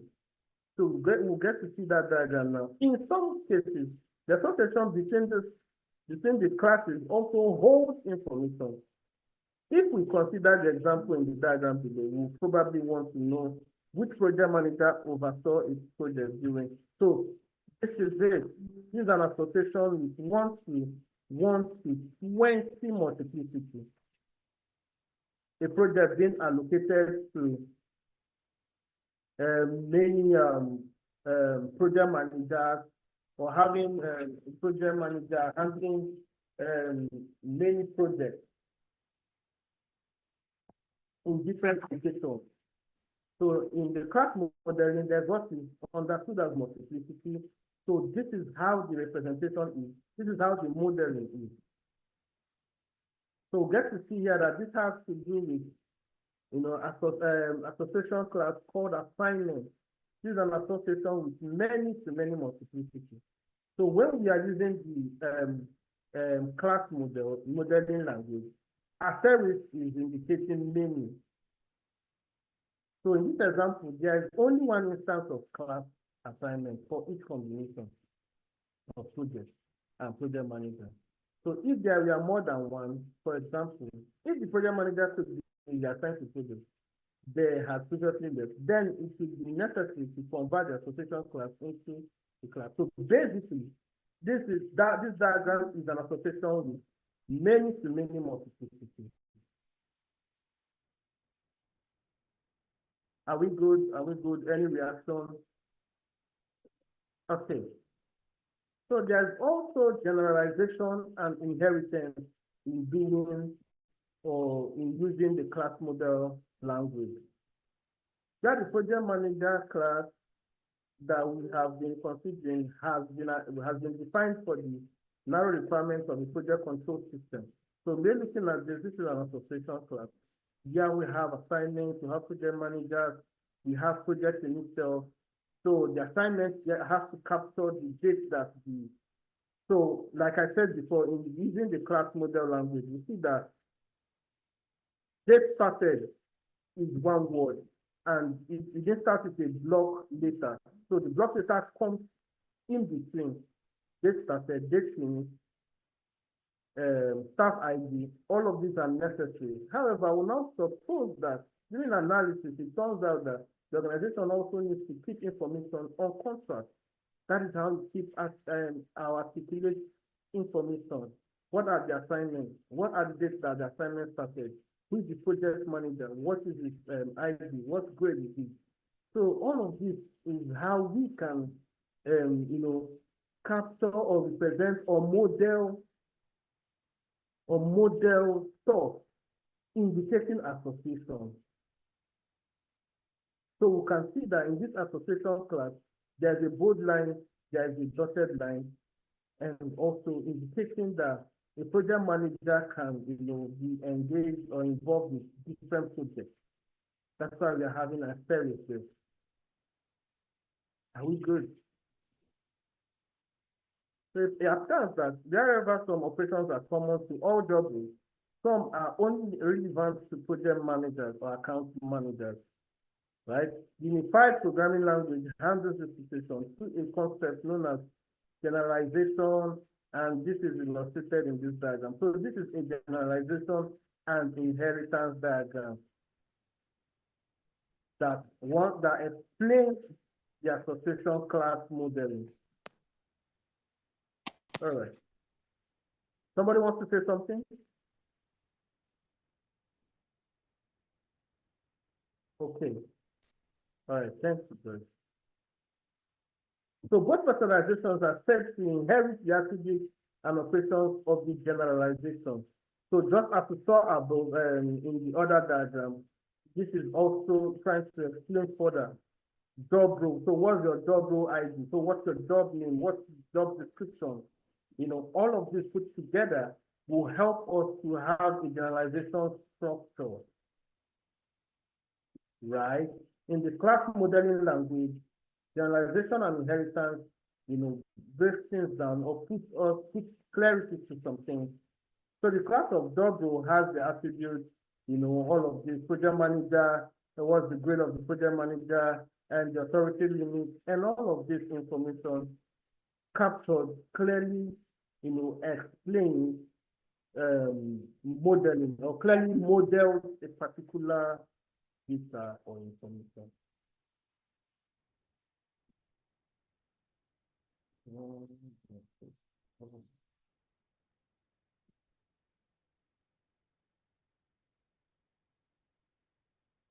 All right. Okay, so pretty much this is the last phase of it all, so I can take some questions before we call it a day. Right, so we see that both specialization, we talked about generalization and inheritance. Here now, we see that this diagram and this diagram, there are little slight differences. So this is a generalization structure, whereas this is an association class, right? So both specializations are said to inherit the attributes and operations of the generalization. So the class of job role has the attributes as we have seen above: job name, job description, job ID, what's the salary, for the PM, what's the PM grade and the authority limit, So in addition to the job role attributes and similarity, account manager has the additional attributes of business needs and contract needs. So in having any project done, we can't take the place of the account manager from it. Right, so that is how we can be able to, represent data, represent information, and deliver value and make sense to our customers and our stakeholders. So, can I take some questions before we call it a day? We have 2 minutes to this. Please questions. Let me put up in the chat box.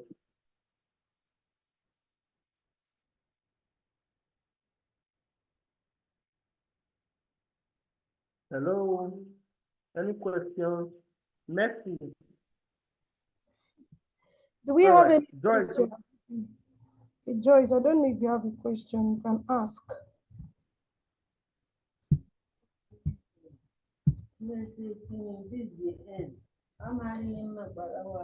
Okay, I think no one has a question. All right. So Joyce, you put up the assessment link for everyone to lay hands on it. Thank you very much, Joyce. Thank you very much. All right, all right. Thank you so much, Kingsley, for that session. We appreciate you. Please, can we appreciate our trainer for the last session? Thank you, Mariam. Thank you, everyone. Thank you, Joy. Thank you, everyone. Okay. All right, Kingsley, thank you for that amazing session. It's good having you.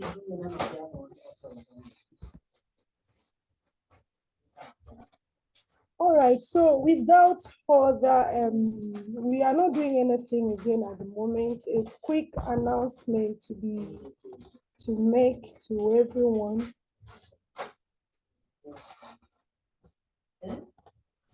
All right, so please, you can visit our website so you can know more about us. The website the link has been displayed on your screen. And then for those who are still interested in studying in our school, the admission link is also displayed.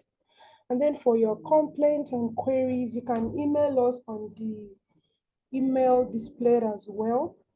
And then you can reach out to us from with a number that is displayed on your screen. All right. Follow us on all of our social media handles on Facebook, LinkedIn, Instagram, Twitter, which is now known as X, and then follow us on our YouTube channel for every update you would need regarding our school and this training. So we've come to the end of today's class. We appreciate everyone who have been participating from morning till now. We really appreciate you. Please do your assessment. We are almost drawing the curtain close. So please do your assessment to avoid any hiccup back and forth in entering your scores into the score sheet. So thank you and do have a beautiful weekend. My name remains Mercy. Bye for now.